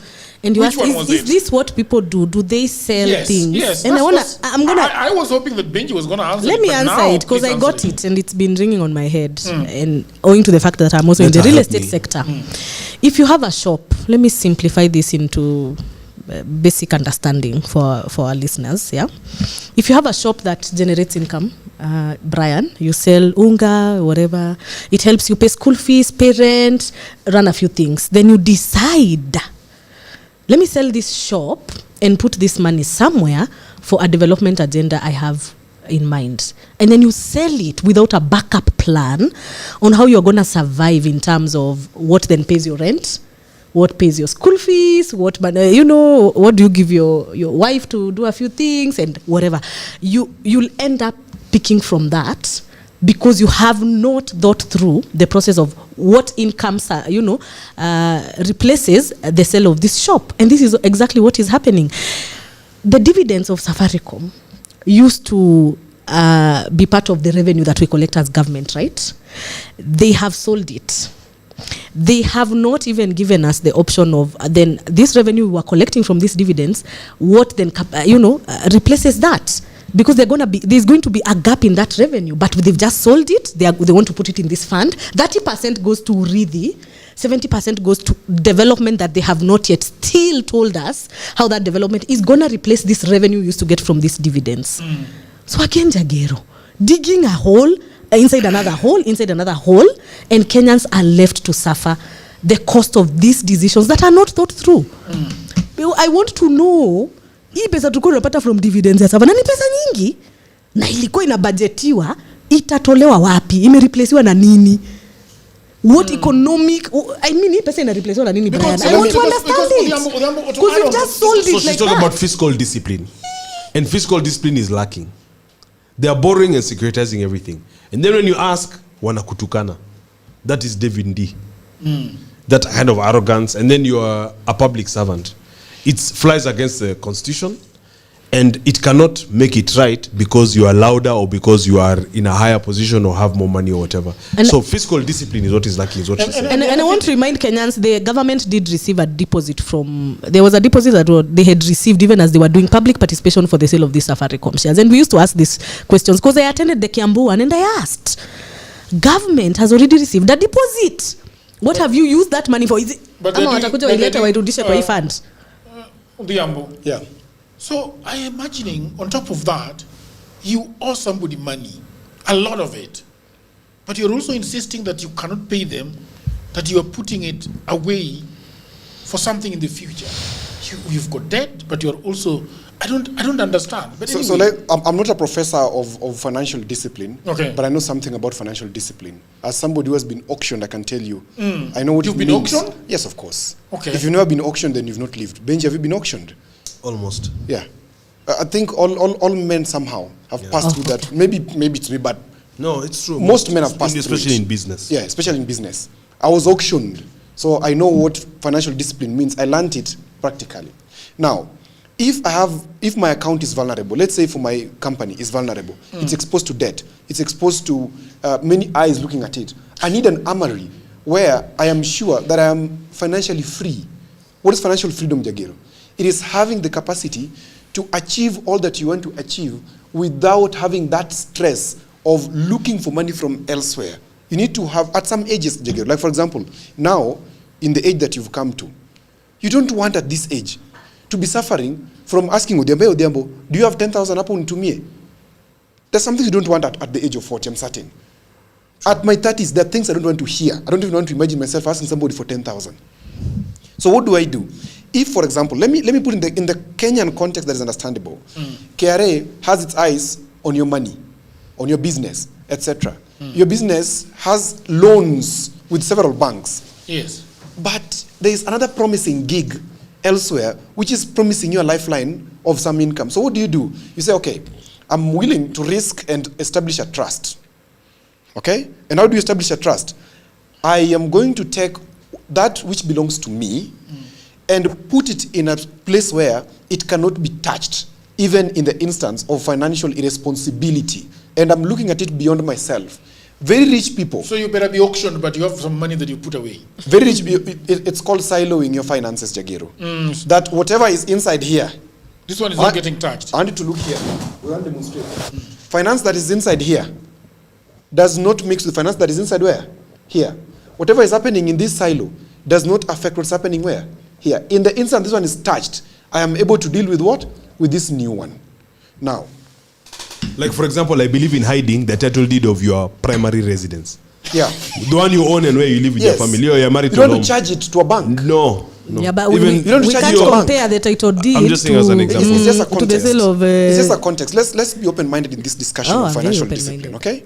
Now, the government sees and says, the consolidated fund has terrible issues. One of them is that we have... You only told me one issue with the consolidated fund. There's the issue of recurrent expenditure. We have overborrowed to the extent that we are borrowing to pay salaries. Are we together? We are borrowing today to pay salaries. The government cannot pay salaries. Odhiambo, you're dodging the bullet. How did we get here? You're dodging the bullet. Exactly. Under Uhuru, when Duale was majority leader, they amended the law so that withdrawals... And that's what I started with. Direct withdrawals can occur of the consolidated fund by passing parliament. And that's what I started with, my brother. That's what I It was a very big thing. But now the problem which had that never I'm happened. having is you are saying that a fund such as consolidated fund that is so protected, they could go to parliament and actually create a leak. Imagine. In it. Yes. What makes it so difficult for them to create a leak on the one that does not even know have to go any to parliament? protection? Good. That's why I said the first thing is talk about the integrity. Now let's come to the integrity of this fund. I like where this discussion is going. Because it's all We're on out the same there page. in the law that has been passed, that has been signed into an act today. Okay. Now, in governance and fiscal discipline, this finance is designed in a way that there is no way that the issues of recurrent expenditure, the things, budgeting, competition that goes on around consolidated fund extends to it. It is not meant to finance loans. In fact, there's an attempt by whoever was introducing it, called Kimani Ichung'wah in parliament, to have it service debt. Parliamentarians said no. No, that's wrong. They said no. This money, this money is not going to be used to pay debt. This is a new money. This was even reckless. It's what reckless. is wrong with these people? Okay? So that one is already the first ring-fencing of this finance. That we're not touching it for debt. Number two, we're not touching it for salaries. If this finance, this one, is not able to pay your rent and your salary of your house helps, and your people, please don't touch this one. That is your financial responsibility. Deal with it there. Feature kama title deed. Exactly. Okay? It's important. It's important. Okay. Now, so that you're not homeless. So that you're not homeless. Very good, Benji. We're on the same page. Yeah, this money, again, Jagero, is ring-fenced so that it escapes the consolidated fund pressures. Where rebudgeting happens, because if you take it to parliament, parliamentarians will say they have the right to pass budgets on whatever, law on the budget, and they say we have competing interests. And you see, there's this clause in the Public Finance Management Act somewhere that you can withdraw and utilize a particular amount of money, then come and explain to parliament 2 months later, what the hell are we doing with our money? So this thing says, but it is the same person for whom you are ring fencing that comes and says that he needs 17 billion for tea and mandazi at State House is the same guy. Thank you very much. This fund is going to be controlled and owned by the president. He gets to decide what happens with this fund. Why does he want to come to consolidated fund? We will lose the plot if we be subjective. If it's going to be subjective, I am out. If we're going to be objective, I think it's let's very unfair sustain for you. him to do that. Yes. No. I think that's and we're already looking at who manages this fund and the board. You know, 17 billion shillings cannot be for chai and mandazi. But I told you not to be dumb the other day. No, but you're being dumb right now. No. You're the one who's being dumb. Okay. Yeah. Okay. I apologize and withdraw. Thank you. So let's refocus. Okay. So they are saying that we don't want to touch this money because we know ourselves. Yes. I'm imagining that's the conversation going on in their heads. Because we know ourselves. We are financially indisciplined. We have thieves around who are snooping around their cow. So what we do, let us have some money somewhere where we will not touch to go and bring chai and mandazi. Okay. Okay? Very good. This money is not going to be meant to be accessed recklessly and then come to explain to Parliament 2 months later after expenditure of that amount. Which means the money that Abiy is intentionally and in goodwill, saying that let us not sell Safaricom so that we take this money that will be stolen. This act is clearly saying we are not going to touch this money to ring-fence or to do our things of consolidated budget, consolidated account. This is separate financial security of the country. Financial security of the what? Of the country. Jagero, let me say this. Can I please interject a little bit? And Odhiambo, when I come back to you, there is something that she talked about where she was saying that everything that revolves around this fund is the president's hand is everywhere. I'm actually going back to my point because he's the talking. One who is the owner he's the puppeteer of this whole fund. We are going to go back, and I know he doesn't want us to mention him, but he literally sits in the middle of this fund, starting from the board that manages this fund. And let me tell you, let me play devil's advocate. What's wrong with that? The biggest risk in this country. It's not even any other person, but the president. We go back to the integrity of the person leading this country. This is the man who sends his State House controller to Parliament to say, the money you guys have given me is not enough, can you add? We are now, I don't, that mandazi and tea that you guys are arguing about, it's as real as it gets. He's one who had gone to Nairobi Hospital to argue with us. Yes, this is a man who allegedly caused the death of Dr. Jobo Bwaka because he wanted to take hostage of the Nairobi Hospital. This is the man that we have handed the keys to this fund. Did you vote for him by the way? No, I didn't. I was in Azimio. I was Baba's person. I was his agent at Bomas. Yes. Maybe she did in 2013. Yes, that time I did. But in 2022, did you vote for him twice in 2017? No. Okay. I didn't. I had my reasons. I'm from Nakuru. We are scarred for life because of some of the things that he did. Everything begins and ends with Ruto. His leadership, and it is rotten to the core. And now we are giving him Jagero. She's radical. When he's talking, you don't interrupt him. Okay. We have given Ruto 70% of this fund to use as he pleases. And we are nearing an election. And actually, it goes ahead to say, 3 months to the election. What are the projects earmarked for that fund? Which ones have they said? I'm coming to it. Don't worry. We are here. Let me go back to 3 months to the election. They are saying these funds cannot be touched unless the board approves. Which board? His board. So, of course, they're going to touch that money. So, it's not safeguarded the way Brian... It's not safeguarded the way Brian is saying it's safeguarded. Are they going to allow with it? I mean, you have seen what Olkalau is happening. Tell me, have you ever seen such amount of money being sent? And it's quite interesting for us to... Brian, when you were speaking, no one interrupted you. It's very interesting for us to observe what is happening in Olkalau because if we were to audit, and they will not even allow us to audit, how much money they have poured so far and since they started their campaigns, it's ridiculous. Who, as Kenyan, can I query this fund and know what is going on with it? You can't, Jagger. Can I see the minutes from the board? So can I see anything? So like I said, I'm going to be very philosophical and objective. Okay. So Jagero, in the interest of full disclosure, a lot of your listeners know this. I worked as communications advisor and policy advisor to the Auditor General and the World Bank for over 5 years. And Eddie Ouko, the former Auditor General, who now sits in the Pending Bills Verification Committee at Treasury, under contract from, again, the IMF and the World Bank. If somebody like that is not part of structuring a fund like this, then that already raises a big question mark. Because this is not a fund to do such big things that you want to structure very joakali or very casually.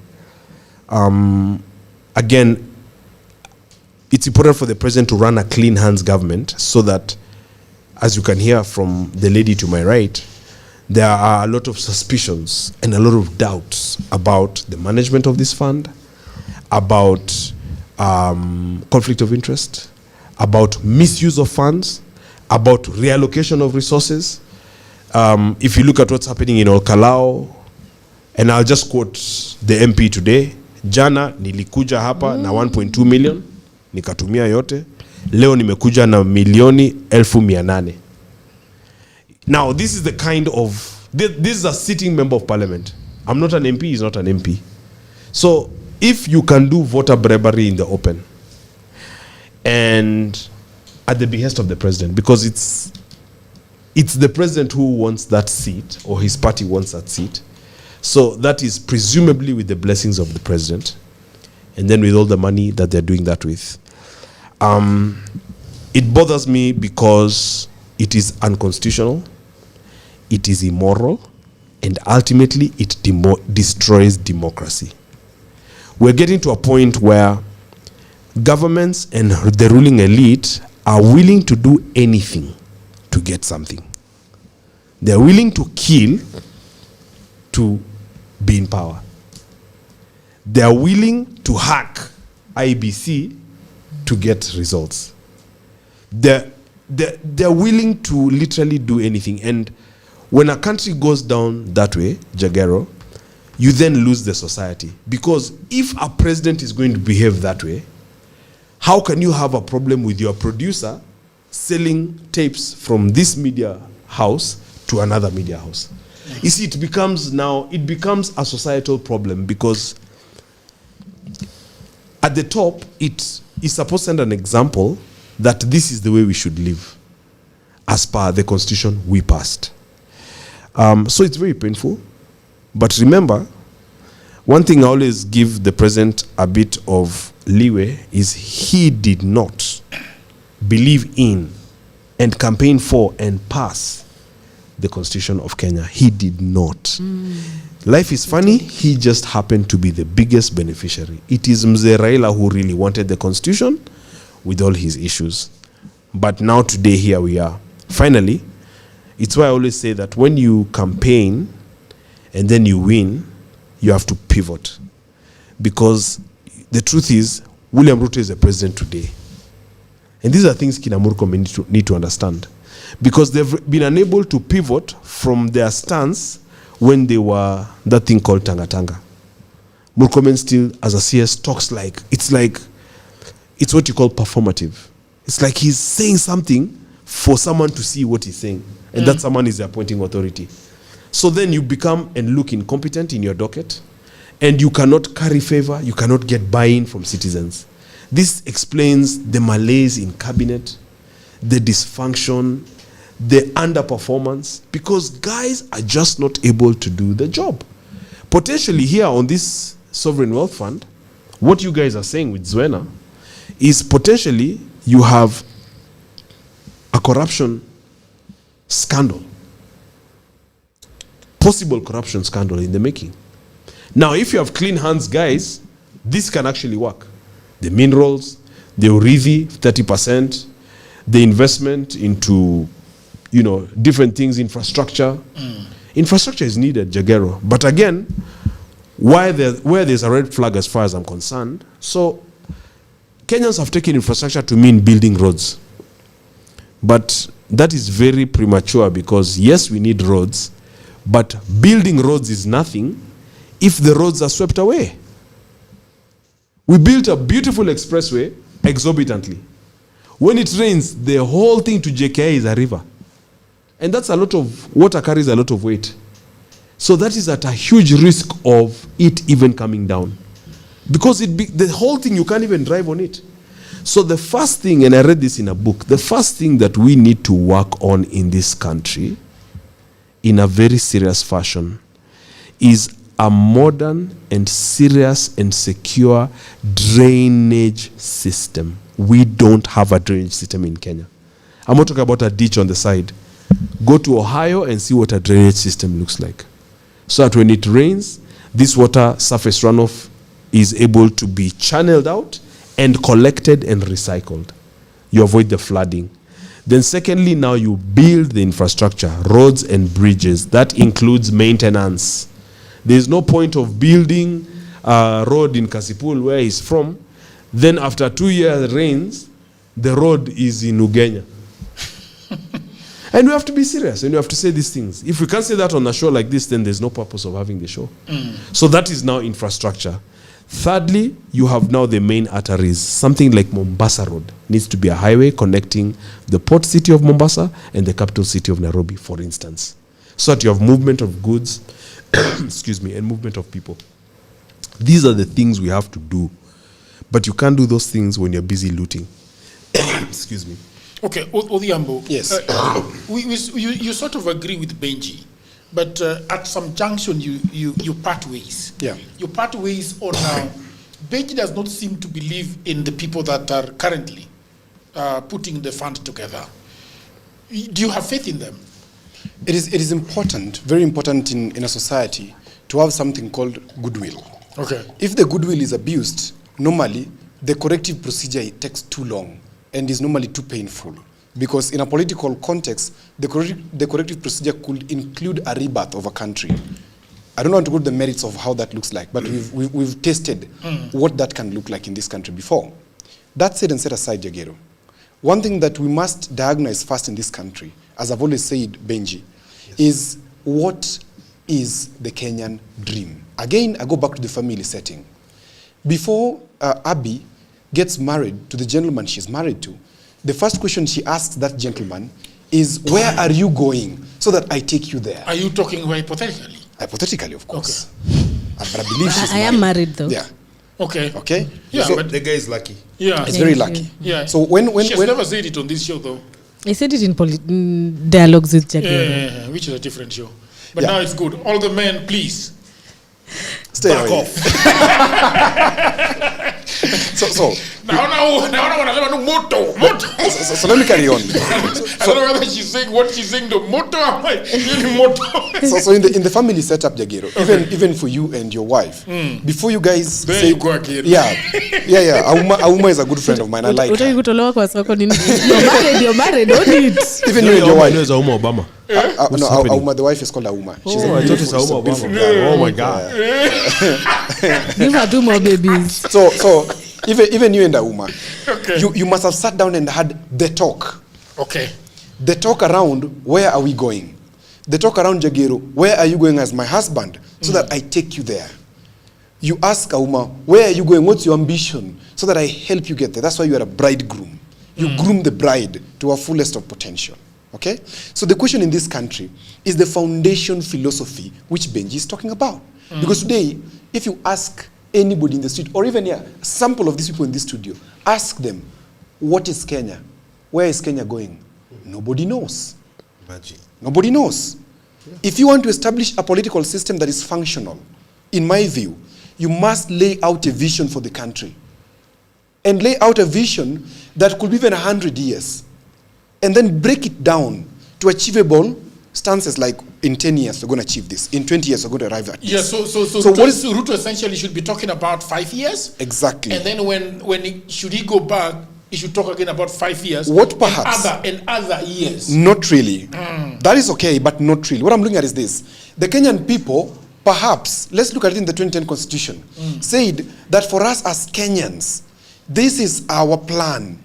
The constitution. Though the constitution, as Githu Muigai professor says it, it's a lot of poetry, 2/3 of it, and 1/3 is law. Okay? We need to sit down as a country. And that is through firm leadership, to set a vision. What is the idea of Kenya? If you say, what is America? Freedom. What is Rwanda? You know what it is. Okay? Everybody has an idea of what their country is. But Kenya, what is the idea of Kenya? Thug walk. You were saying ni mateso. Because nobody has directed Kenya to the vision. And I said, the foundational mentality, or the founding mentality of this country was wrong on Jomo Kenyatta. He founded this country on extraction mentality. Are you saying? I'm saying. Are you saying? Yes. That you are frustrated You're Everyone is frustrated. That frustrated. Everybody's trying to do something good. Yes. But they do not connect. They don't see the vision. And that's what I'm saying. Themselves. Yes, no Kenyan today. Why are Kenyans then living in can this I ask country? you a question then? In as much as you say that the fund might be a good thing, but Yes. you're also having some worry and frustration on how these things all connect. I am not having a worry and frustration on this fund because, Jagero, even a sinner must know when to stop. And I've always said this. Let's assume Ruto is the worst He is of the the worst. presidents that we've ever had. Let's assume. Of course, we know who is the worst. No, you he's can the bury your worst. head in the Ruto sand. is the That's the worst. fact. She's not agreeing with you. They So can't. But it doesn't matter. Take it. Yeah, it doesn't You know, matter. you know, The yeah. reality is that she knows, and I know, that data gives that who is the worst president that has ever been in this country was messed us Ruto. bad. It is Uhuru who introduced the goon culture in this country. Benji, are you It is going to break Uhuru. the vote? I mean, Benji, are you going to break the vote? Oh my God. Ruto is the worst president we ever Benji, are you had. going to break the vote? For the fact that Ruto has borrowed double of what Uhuru has Exactly borrowed, that. and yet he pledged not to, that's a huge red flag. He is the worst president And we've of course, ever had. Uhuru was bad. So let's say Uhuru was bad simply because he didn't care. and I've always said He didn't it. care. I could care less. And then Ruto is bad because he actually wants to be bad. It's like, I think that is Ruto's vision. The way And- he's saying and that I've always said it, so you Jackie. have to have a vision. And I've always I said it. totally believe Ruto's vision, and he frustrated with actualizes it every day, No, but I've is said to the be a truth. bad president. And I've always said it, Jagero. Let's assume Ruto is the worst. We're not assuming I'm he's the going. worst. I'm going back to the Bible. Okay. And not for rhetoric, but for example purposes.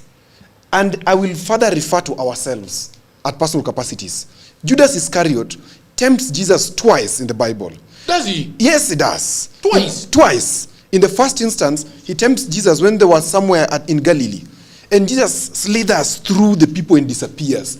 And he says, "Oh, my boy, quite a good man. I don't So know, excellent." I don't know this first one. You don't know? Then I thought you were born again. And Jesus doesn't slither because only snakes slither, but I see what you mean. He Yeah, you just know what I mean. sneaked, yes. Okay, I understand. Yes. Forgive my English. Another overplayed. Yesterday they squabbled over a word here for like 10 minutes. I'm not gonna squabble over I'm a word. professor of English. I'm You not, are? I actually I'm am. not gonna squabble over that one. Yeah. So Jesus, But I actually think Jesus slithered. and that's why I say it's leader. Okay. No, It's he was a just move. slippery. It's a move. So it slipped through the crowd and Correct. disappeared. Slipped, yes, Okay. yes. Okay, good. The second instance, Judas Iscariot is so confident of his boy, Jesus. Okay. And he says, "You know what? I know where he is. You give me 30 shillings. I'm going to show you the man." Okay? The man that walked on water. Yes, I'm You're going to show the not man. gonna get him. Yes, this man, you can't get him. So Judas Iscariot operates from the point of strength, belief in things yet unseen or yet seen. Okay? Then he says, "I'm going to give you this guy." Remember, throughout the journey to Golgotha, Judas walks with who? With Jesus. And somewhere along the way, he realizes that, "Oh my God, my boy is not doing something. These guys are going to overwhelm him. They've given him the cross. He's falling. This guy's going to die for it. They're going to crucify him." What does he do? Out of shame, because he didn't know when to do what? To stop. He takes the 30 silvers. He goes and hangs himself because of shame and guilt. So let's say, and that's the case that I wanted to compare against Ruto. So give me Judas. Who is Judas? So let's say Judas is Ruto here. Okay. He has betrayed the country too bad. Okay. Too much. To an extent that he has borrowed twice of what Uhuru had borrowed. And he reaches somewhere and says, "Stop." Do what? Stop. If we go in this fashion, I may be the last president that may take this country down. So let me take a bold step, which is unpopular, and say, let us have a security for our finances, because our problem today is not political issues per se. Our problem is what? Is economy. That's the prime issue. I've said the vision is a question, the software is a question. And that is a question for all Kenyans, including Linda Mwananchi, including Gashagwa, including everybody, that we must ask ourselves, where are we going to? Okay? So that everything that Ruto does, everything that Abizona will do when she becomes deputy president, everything that Benji Ndolo does when he becomes senator, does not go against the vision of the country. So today, he says, okay, Parliament, by the way, in this act, it is clear that it is going to be run by a professional body, a professional format, not political format. Politicians have effed this country up. I'll say it as it is. Because we don't have leaders. We are having politicians. We need leaders in the next parliament. Because the greatest institution of checking the excesses of government, especially the executive, is Parliament. And he's right about that. So so this act, Parliament decides that we are going to give ourselves power, strong oversight over this act. It is there, Jagero. It is not rumors. The act is on the internet. You can check it. But it is also very interesting. Yes. That Parliament that refuses. Yes. Right. Mm-hmm. That this money cannot be used to pay debt. Yes. Also washes their hands off this same fund. They don't wash their hands off. Did you just listen to what I told you? Yeah. The same Parliament says we are going to have very strong oversight over this fund. How? It is in the act that fund, before monies are expended, it goes to Parliament for approvals. Ruto doesn't have anything. Sifuna won't have anything on it.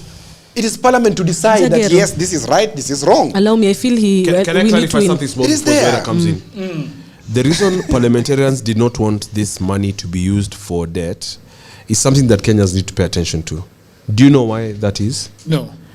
And do you know why the debt is almost a debt crisis? It is because there are several issues which I won't go into all of them, but it's because I lived somewhere where we passed something called the Georgia Fair Lending Act. Predatory lending means lending to countries debt that is so bad in how it is structured and priced that the interest rates are very illegal in those countries where the money is coming from. So they dump that on countries like Kenya in the third world where they can get away with it. So the reason Parliament didn't want to touch is because if you look at the disclosures on the financial instruments, the interest rates are so illegal. Crazy. They are up to 40%. So this is money that we are paying pretty much on a daily basis. That's why this country is left without money for development, without money for maintenance, for expansion of infrastructure as we envisage it. Because we talked about roads and bridges and highways, but guess what? Most of Kenya is still dark. So even if you build these things, but between Maseno and Oyugis, it's pitch black. It is the cause of road accidents. It is the cause of insecurity. And it just go to London for 4 days and you'll just even wonder where you are. Because day and night are the same. Am I right, Mushmo? That is true. Day and night, go to even Dubai, don't even go to London. Day and night are exactly the same. And so this issue of odious debt, because the second aspect is the fact that this money, Jagero, is borrowed, but it is not used for the intended purpose. So it is borrowed and squandered. It is borrowed and stolen.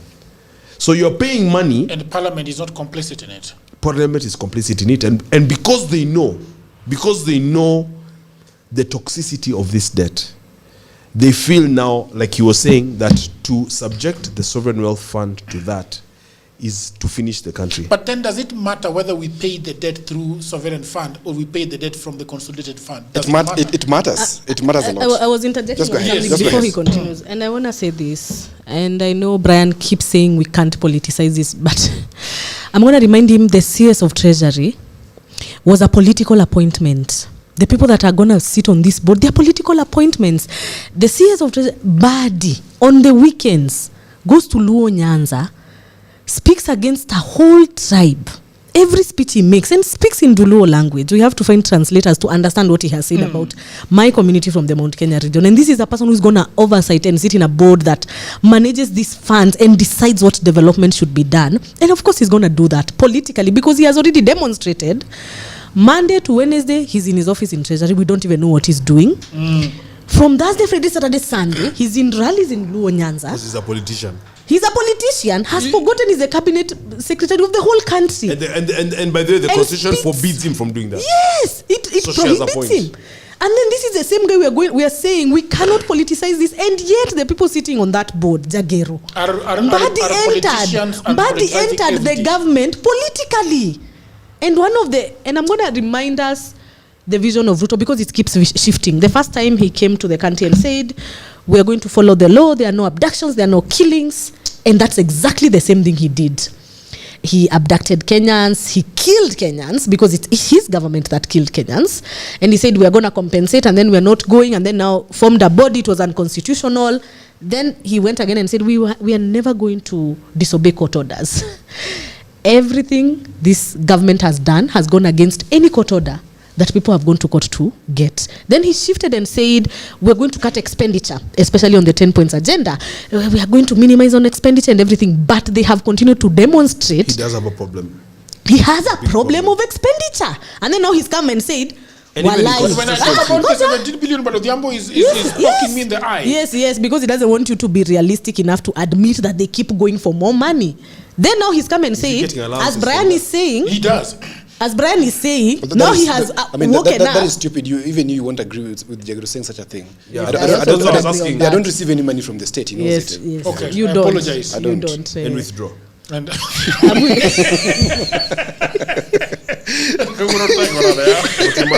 Jagero, I'm saying everything Ruto has said he's going to do, he has completely gone against it. Actually, I want Brian to tell me one thing Ruto has said he's going to do, and he has done it. So he said there are no abductions. He's done that. Kenyans will not be killed. He's done that. He said he's going to be the president of Kenya. That's the only thing he said, and he actually actualized. Thank you. Everything else he said. So it is so pretentious of us to sit here and admit and rally behind an idea that, oh my God, he has gotten this awakening and now he wants to restore. Perhaps Odhiambo, and then now he has a clear vision for the country. Zoena is really struggling with you, and you keep refusing to accept that your government does not have goodwill. And vision. This vision he keeps talking about, it's not there. I don't think Ruto had any vision for this country. Dr. William Samoei Ruto get this Damascus moment you speak of? Yeah, good. Now those are solid questions that I like.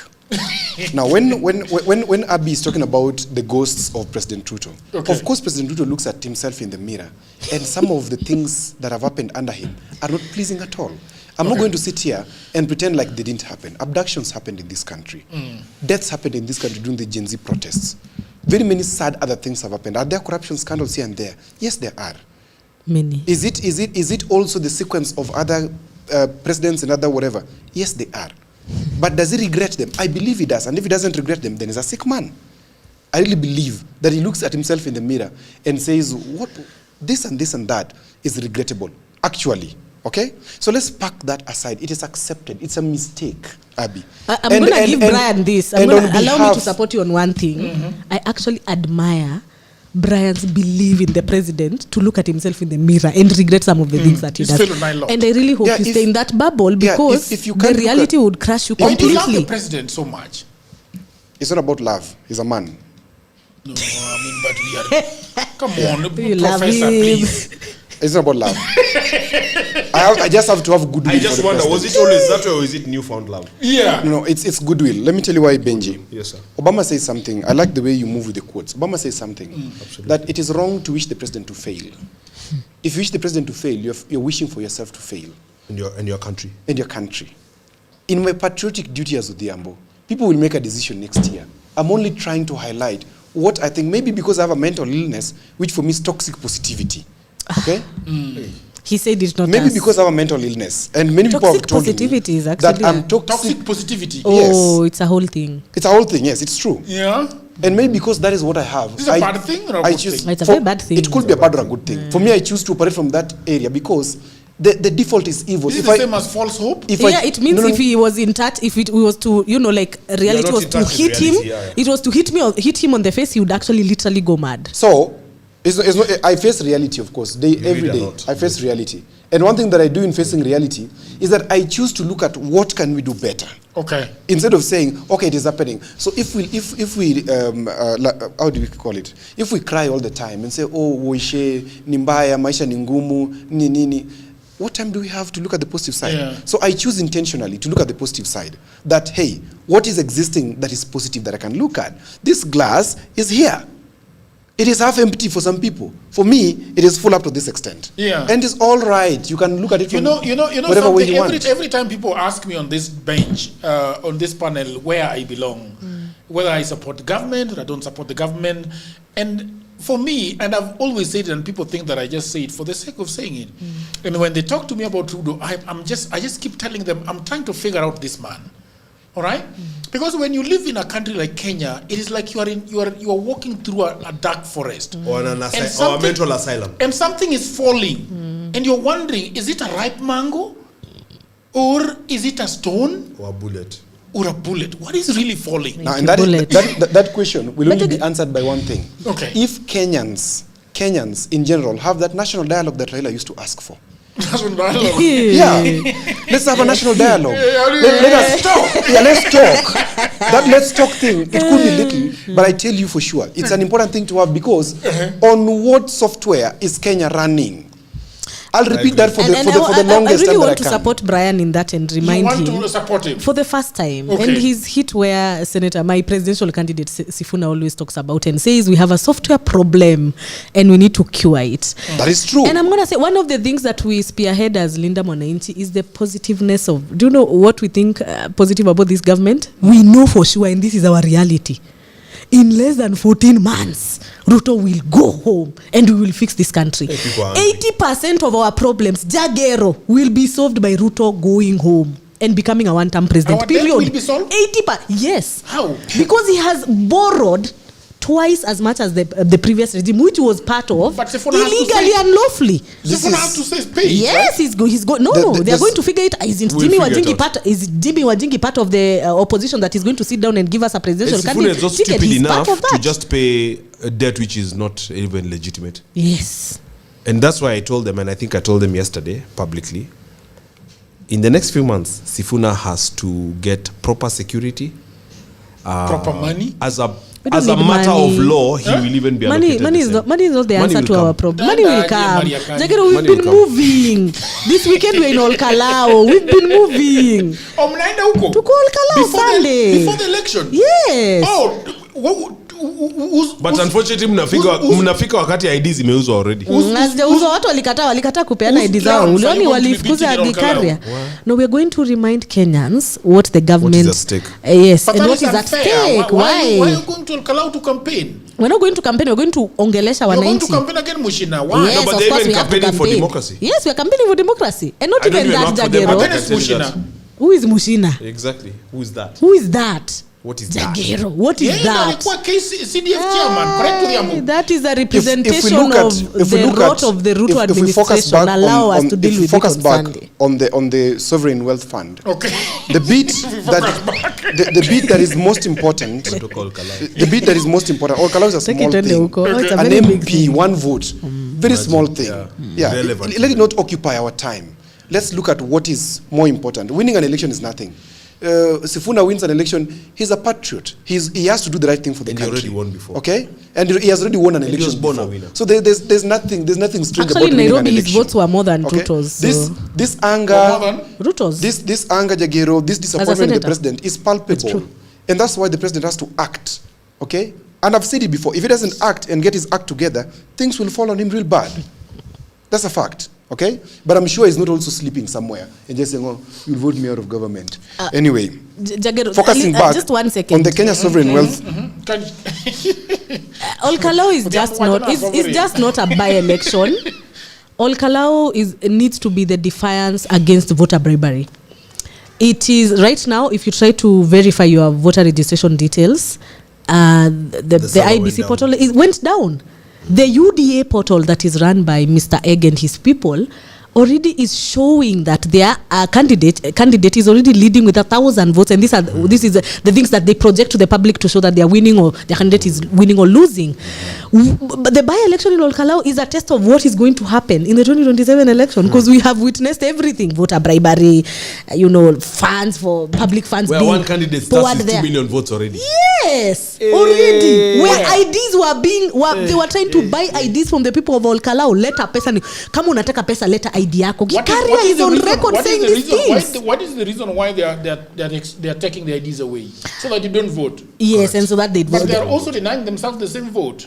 Yes, they know where the vote is going. Yes, they figured out how to do it. Then I'm telling you, the Olkalao by-election is not one thing and that is why we're going there on Sunday, because all eyes are going to be there. How the government how the IEBC handles this is going to determine if we're going to have an election next year. And I want to remind this government, let them know that June 25th for next year will be just 2 months to the election. how they handle this by-election, the IEBC and the government itself, because they seem to be in bed, will determine what we are going to do as the opposition. All of us. So Raila was right all along. How can Raila be wrong? Raila was never wrong. Even me who doesn't support him knows that. Who told you I don't support Raila? Even me who didn't support Jagero, him you didn't like Raila. No, it's okay. It's good to be independent. It's okay. Fair. Are you shocked, Jagero? Tunamaliza saa ngapi? Are you shocked? Sahi. No, usikue na haraka. We have a lot of time. Just relax. The people want to drink from your cup. You guys are brilliant, and I'm happy. I'm enjoying this as well. Let's open the phone call so that people before can you call open it, let's finish please. the discussion. Yes. Can I finish? Yes. But then how is the viewership? You know, for some professionals, it's beautiful. Producer, how is the viewership? It is higher. Can we break ice a little bit? Yeah, but they're gonna call and tell you which. All over the All place. over, really? Yes. Yeah, let them bring questions and comments. Today is amazing. People are all over, all here. So let me finish this. Odhiambo, please. Good. That would be nice. Infrastructure financing without more debt. Again, it takes us back to the question of where we're getting money to do the development. And we've had this question here, Jagero, before, where we have been talking about where is Ruto getting money to do Rironi Summit Road, the train, the Talanta Stadium, where this money is coming from, whereas they're not passing through the budget. And now he's telling us, okay, guys, this is how we can even do it better. The private sector can actually contribute because they have money that they can invest, so they recoup it in terms of PPP programs, okay? So this money, this sovereign wealth fund, ensures that we do our programs without asking for more money. If you're in a hole, you stop digging. See, we're talking about Ruto borrowing more money. And he's saying, okay, I want to stop borrowing. Hata mimi nimechoka. So, tukue na pesa kidogo, tuchukue pesa hapo tufanye nayo maendeleo. 5, signaling to the market, the international market. I sat with you, Jagero, when we were talking about the money laundering episodes. And I told you that Kenya is grey listed due to poor money laundering policies and money laundering laws in this country. That grey listing also came from the question of Kenya probably and possibly going into odious debt default, whatever Nani was talking about, whatever Njiki has been talking about. Debt default. If you default in debts, remember, even our banks borrow from other banks outside. So when you default, you are blacklisted from the international borrowing market, which means you have no cash coming in. But when you have this sovereign wealth fund, the people outside, the investors outside there, the business people are starting to be sure that, you know what, hapo Kenya, hata ukipeleka pesa yako haitatumika vibaya. There's a place at least where this money is going to be ring-fenced, it's going to be secured, your money is going to work. So you can come and invest. Sound has a problem. We are going to receive a better rating. You are saying no, and they are the ones listening. Huh? But they're the ones saying that there is no sound. Okay. So this rule-based fund has been modeled after other countries because if in the context of understanding new structures, you compare against best practices that exist in the market. Now, what are the best practices that exist in the market today? We have the Pula Fund in Botswana. We have the fund in Norway and many other countries which have this type of fund. So we're not operating from the moon or from the blues. We are operating from a comparative sense that there's something that's already existing. We can benchmark and see, is it working? And how are they ensuring that vulnerabilities are not exploited? Lastly, Jagero. Yes. This fund ensures one thing. In finishing, because there is a column that is already. Oh, but yes. I need just a small. Yes. No worries. Before we do that. No worries. Yes. Most countries that always find out that they have gold, they have minerals, they have oil, always go into something called burst spending. You know what burst spending is? Where, Jagger, today you've received a windfall of 10 million from YouTube, okay?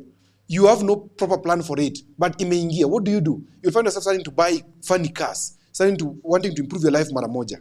This fund ensures that kind of money is prudently invested, not even in the local market, by the way, so that it does not interfere with the domestic flows and the domestic dynamics. It is invested in high liquidity markets, foreign markets. Like, for example, you ask yourself, how comes Tanzania is having a building in Upper Hill? Yeah. They don't have land in Tanzania to build that building. How come South Africa is having MTN, is having GoTV or whatever? Are you going to finish it though? Yeah. Are you tired of facts? Let me, Are you tired of facts? No, you're just, You're tired of facts? I uko sawa. Are you tired of facts? Uko sawa. Wewe uko sawa kabisa. I'm just explaining Jagero, for the let me facts. say something. I'm not short of knowledge, Jagero. No. Yeah. Let me say this, And Jagero. Abby must Before not we be shy before we pick this call, Abby must not I be want shy to of remind- focusing on facts. Yes. Yeah, don't go trivial. Just sustain on this part. No. You do your thing. Let me do mine. The Rironi Summit Road that is very proudly, mentioning here. The president is on record saying they've signed a deal. It's supposed to be commencing. Are they now saying this fund is the one that is going to fund that? No, because they nobody had said already that. told. No. Nobody said that. I am from Nakuru. I follow every conversation about the Rironi Summit Road. They're saying they're going to fund it through this thing. It's already on. How is it going to be financed from here? You are just from saying that right now. You are saying. He's from saying that, Jagero. He's from saying that. You also have the Safaricom money. Yes, you're saying that is a fund. Let me finish, Brian. And you have a habit of cutting me off. Let me finish. Come on. Come on, You when cannot you do this to speak, each other. when you speak, Brian, we No. don't talk, we don't No. interrupt, we I don't agree. heckle. You are heckling, you've spoken the most time in this show. Don't do that. Let me finish. What are you exactly afraid of? Let me finish. Let me finish, Jagero. No. You have to be very partial. Otherwise, we don't interrupt him when he speaks and we just sigh and half and puff. And we don't interrupt. Let me finish.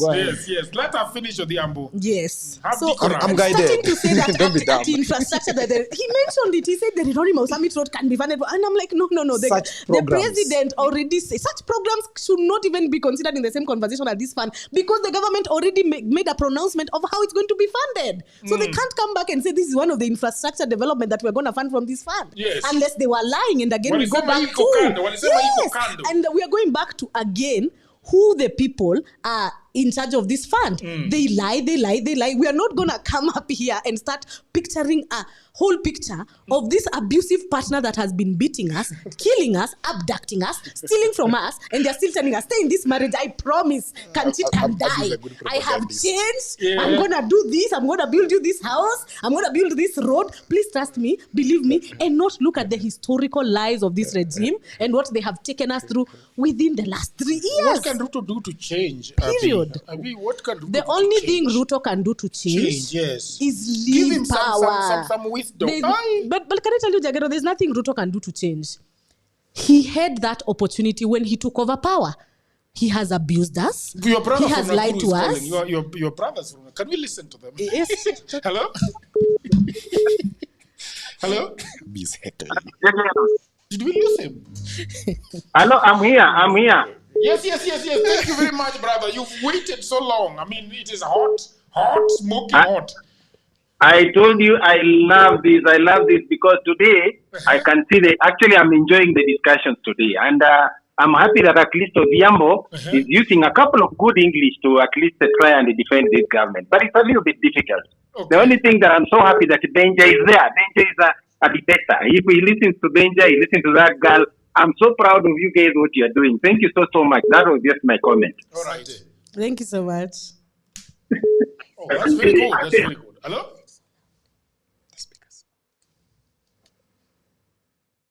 Oh, did we miss him?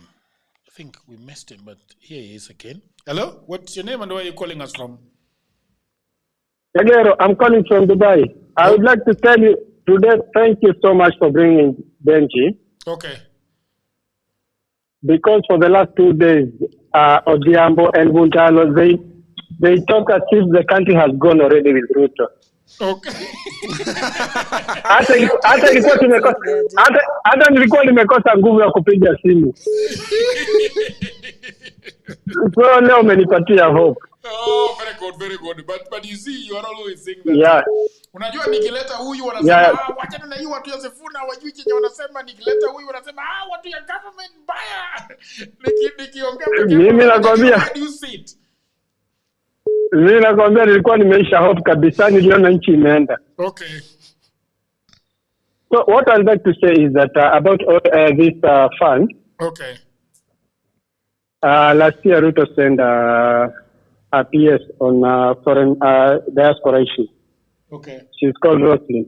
To come and tell us bills and bonds and affordable housing. Ni kama huko zimeshindikana kuuza, so wakaona wakuje diaspora. All right. And I think pia huko imeshindikana, that's why they are ending up selling our assets. Na zitaisha tu hata hizo assets zetu. Sasa sijui akipata tuta what he will sell. I don't know. Because this government is too much on expenditure, and like we have a leadership ambayo in a glorify poverty. Can you tell me why a president is so like anafurahia kuona the masses coming on a weekday? The days that people, he's supposed to be and I feel sad. On a weekday I can appear somewhere and I have masses of people.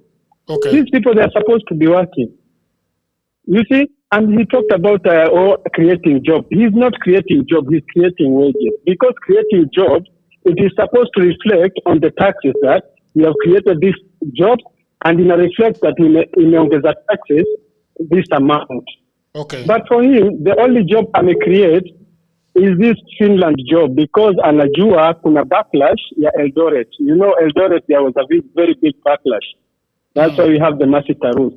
And so he had to go to the Finland to get those 1,000 jobs, kuenda kujaribu kubembeleza watu wa kwake, because they got the big backlash on Eldoret thing. That is the only genuine job I think he's trying to create. Any other things, he's just trying to glorify poverty. And then the poverty, it is only working on him when he has the masses in his rallies.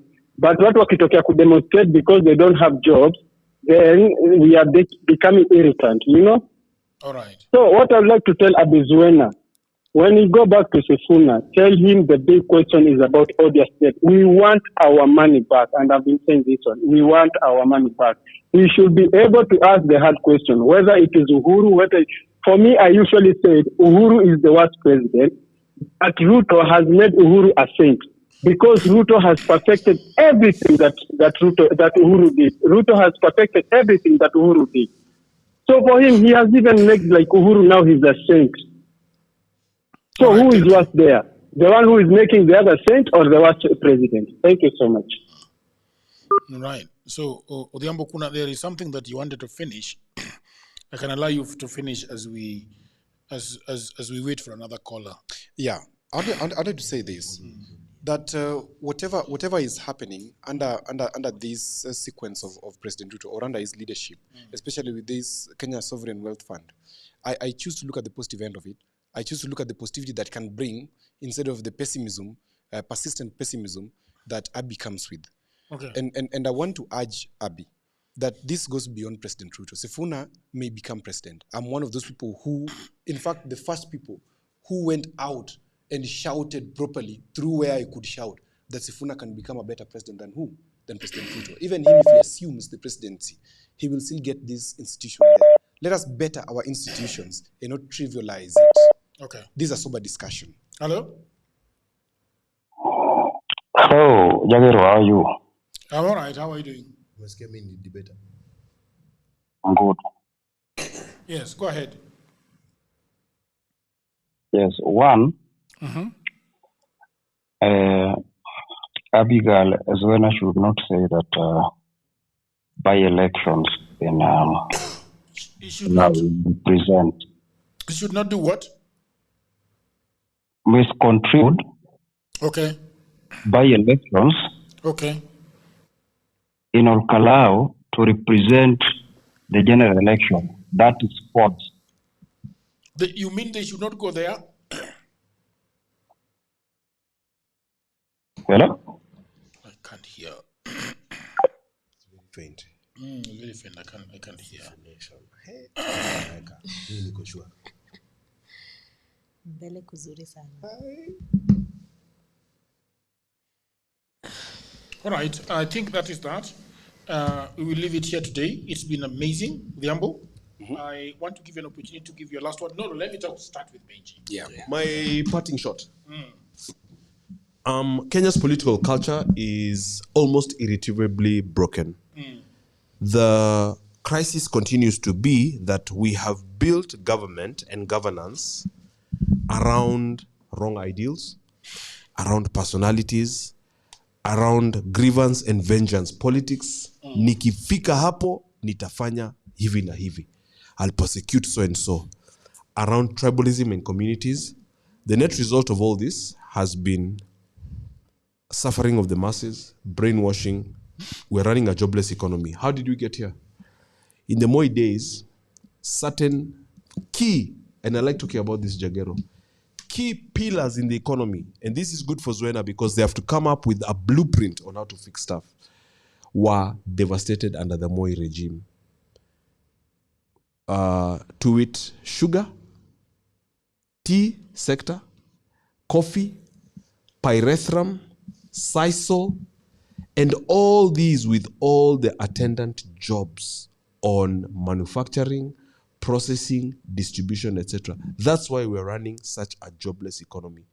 The youth, as you've heard Mheshimiwa here, mtu amefika 29, 30, never made money, never gotten their own opportunity or place, unable to marry, unable to do anything really. It is, youth are literally using and abusing drugs out of depression. This is the kind of country we have, while the top 1% are busy flying all over the world. It is really an unsustainable and ridiculous situation, which shouldn't be 60-something years after independence. We also have too much public spending. And again, all of this stuff must change, where there's excess wastage in the face of adverse experience and extreme suffering. Fuel prices, food prices, all of these still too high. And so we must change. We need a very dynamic and seismic shift. It cannot be business as usual, the business of political sloganeering, the business of political patronage, people like Didmas Baraza, and the voter bribery. It has to change completely. So it is over to those that feel they can bring something else, to bring their ideas to the front and to get Kenyans to give buy-in, because once you have buy-in, it is only in politics that anything, absolutely anything, is possible. So over to Zwena. You, Zwena. Zwena, and thank you for having me, Jagero. We'll be back again to ongea mambo mingi sana. Yes. We will definitely do. I will also invite you to DWJ. Because dialogues. Oh, that's amazing. Is that a one-on-one? Oh, yes. Just you and him. Yeah, because I need to do that. As you heard the caller say, thanks for bringing Benji. He's a debater. Yeah. But I will bring you here for another one, and then also to dialogues with Jagero. I will make some time and have and buy you a lunch just to share some ideas and to say thank you. All right. It's very important to. That would be nice. Yes, asante. Zwena. Yes. How are you guys doing at Sifuna in wrapping up? So you're going to Olkalau to overturn, No, we are going to Olkalau to just have a conversation, because I think this election is one that will put Kenyans to a test of financial discipline. And I say this because this is an election that we're going to have a conversation about this money that is about to be poured to Kenyans that have been looted from us, that was supposed to bring real development down to the ground, that has crippled all the sectors of this country: health, education, security, transport, mine. Every sector of this country has suffered under this regime. And this money is going to come in terms of handouts. It's already coming. And it's going to be a true test of Kenyans, integrity, Kenyans' behavior with money, interaction with election money. How afraid are you for 2027 elections? I'm not afraid, because I believe Kenyans are more awoke and more aware of what needs to be done. And I'm very happy we are dealing with a population, and you've heard from the callers, all of them, the majority that have, talked. Some are even getting discouraged because of they're coming to this show and they're wondering, are you guys in touch with reality on the ground? And I say this because all of us here, in our capacity to take care of people in our ecosystem. And we have to agree that the demand in terms of people that message or call and ask for money has gone up. On a daily basis. On a daily basis. People asking for money? People are asking for money at a very higher rate, because there are no jobs, there is no money flowing in the economy. But yet the political class seem to have a lot of money moving around, and especially those aligned with government. Like their handout process and mechanism have gone higher. And so Kenyans are going to have to make a decision of, do we satisfy our needs now and suffer the consequences long term if we return this regime that has shown us they are willing to do anything to touch that money and bring it back to us in very small folds at the cost of sectors that should improve our lives as Kenyans. So this election is very crucial for Kenyans to decide what is better for them, their needs now or what ideally we should be protecting in future for us and for the generations that we are trying to, grow and mentor and so forth. As Linda Mwananchi, we're going to be in Olkalau over the weekend on Sunday to have these conversations with the people and remind them they are the first litmus tests to who the Kenyan voter is. Are they going to touch this money and decide to vote otherwise at the ballot, or are they going to be swayed? And that's why I'm saying this by-election. No, we are going to campaign against this administration and what they are doing to the people of Olkalau and voter bribery and, compromising an electoral process and so forth. So we are going to strongly campaign against the Ruto regime in Olkalau. Yes. Thank you very much. Thank you so much for having me, and happy belated birthday. Thank you very much. Thank you very much. We had a very good time here. Thank you. It was rudely, interrupted by the people that were wishing me happy. Odhiambo, Mwashimiwa, the name looks good on you. Thank you. It's a Sounds blessing. good on you. Yeah. It's a blessing. Yeah. I believe someday I'll become the Prime Minister of Kenya.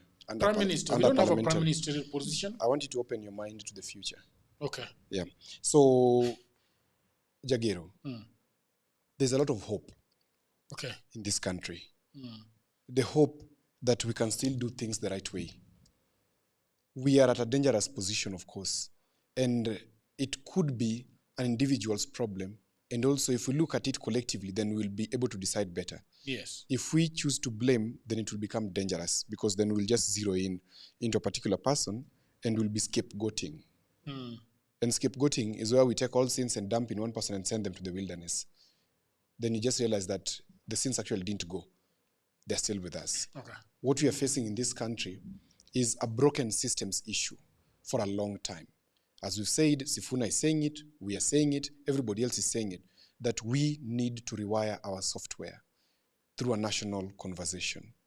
But most importantly, with the changes that are coming, the beauty of Kenya, it's a huge democracy where we must care about the least in the society.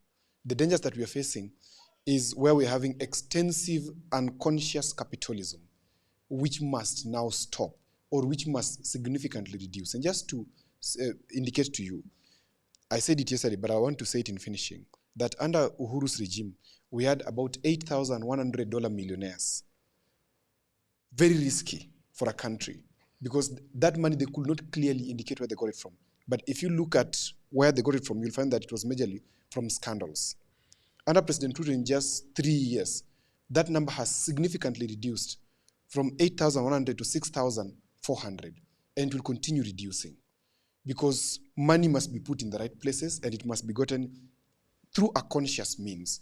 Let us not be overzealous in terms of gaining capital at the expense But of that sounds everybody. vindictive to me, but that's another story. We'll come and have a long discussion on that. What's wrong to you? Oh, yeah. That I'm going to punish them. So in fact, I got some information. I sometimes can't go into details. I'm told they took Matiangi's something like 10 billion. Matiangi's 10 billion. Yes. The question is, where did Matiangi get 10 billion?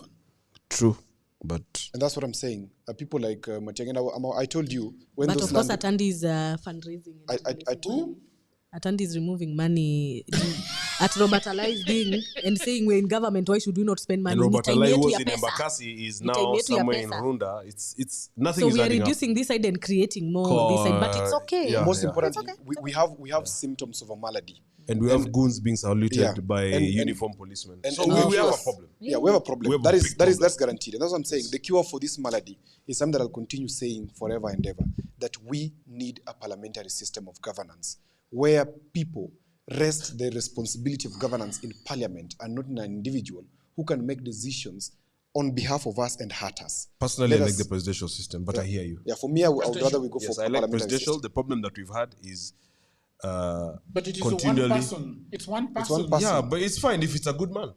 And that's very possible. And you see, that one is very dependent on whether you get a good man or not. But in Yeah, a parliamentary but if you system, elect thugs, yeah, if you elect thugs. Yes. on a parliamentary Actually, system, they elected you him get by a saying, system. "Huyu ndio mwizi wetu tunamtaka." It's very difficult to know who the good man is. No, That's it's why very it's difficult. not. When I voted It's for not- a good man in 2017 It's twice. not very difficult. No, at I all. didn't do it twice. Don't do that. We could have this conversation someday about It's not parliamentary difficult at system. all. We've elected thugs knowingly.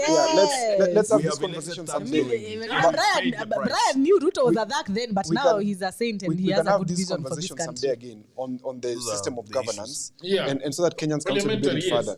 But most importantly, that all of us will agree with on this table is that the problems we are facing and discussing both online here is the problems of a voting bloc that does not have and does not feel the conscience of their decisions upon us and the economy generally. Because we're talking about electing idiots into parliament, and that is what most of them are in that parliament. And goons. And goons into and wash people into parliament, yeah?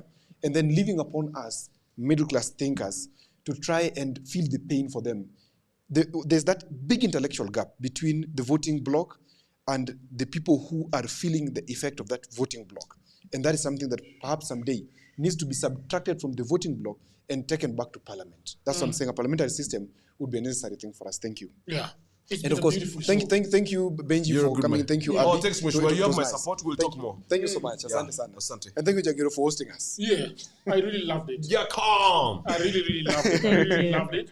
And I put the good lady where she needs to sit. I wanted to sit next to her guy. She's secure. She's secure. Yeah. Very good.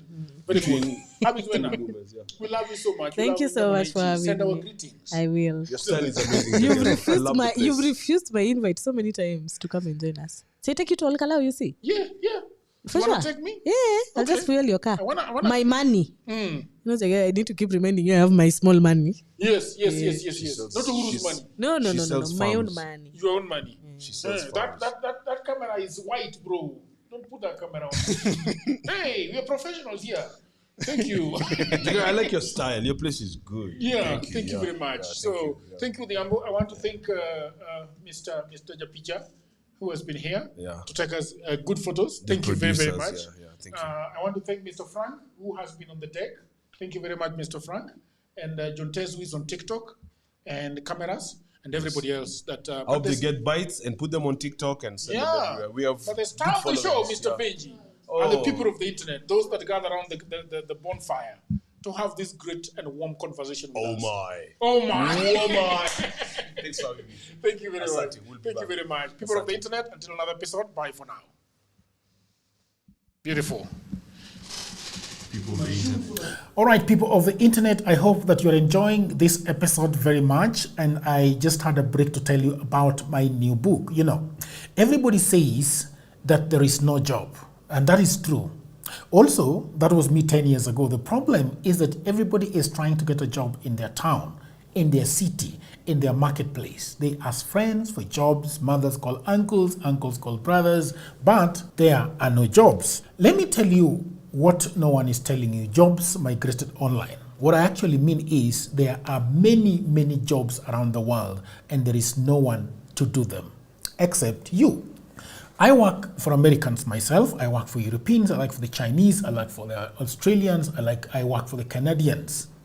And so, because I have done so much for myself, I said to myself, you know what? I should compile what I've been doing for the last 15 years. So in 2024, I wrote a digital book called Goldmine 18 Hustles for Africans. And then in 2025, AI came. People say AI is taking away our jobs. And for me, I'm going to say false. There are actually AI jobs. Jobs are not being taken by AI, but there are new jobs online that are there because of AI. Now, mimi ni nani? I created more jobs. And for now, in my new book, we have 25 online and offline jobs that you can leverage on if you do not have a job. So in this powerful volume 2, I share 25 new actionable online hustles specifically researched and tailored for Africans. My new book provides clear step-by-step guidance drawing from my extensive experience and research, including the mistakes I've made and lessons I've learned over the 15 years that I have worked online. So, what can you do online? You can become an executive assistant for busy folks in Europe, America, Canada, and get paid for tasks like watching videos and taking online surveys. Okay? You can build a lot of things. Build a business as a virtual assistant, start an e-commerce shop without capital, be an affiliate marketer, or you can also become actually an English tutor and tens of AI jobs. If you have a job, that is fine. But I also know But you can buy this book for that brother, for that sister, for that mother, for that cousin, for that husband who is watching Netflix all day at home. Buy it for your friend who is always asking for cash. You know that friend. Now, all the information is on the description below. You can also inbox me, you can WhatsApp me, or go to my website, which is oduorjigero.co.ke.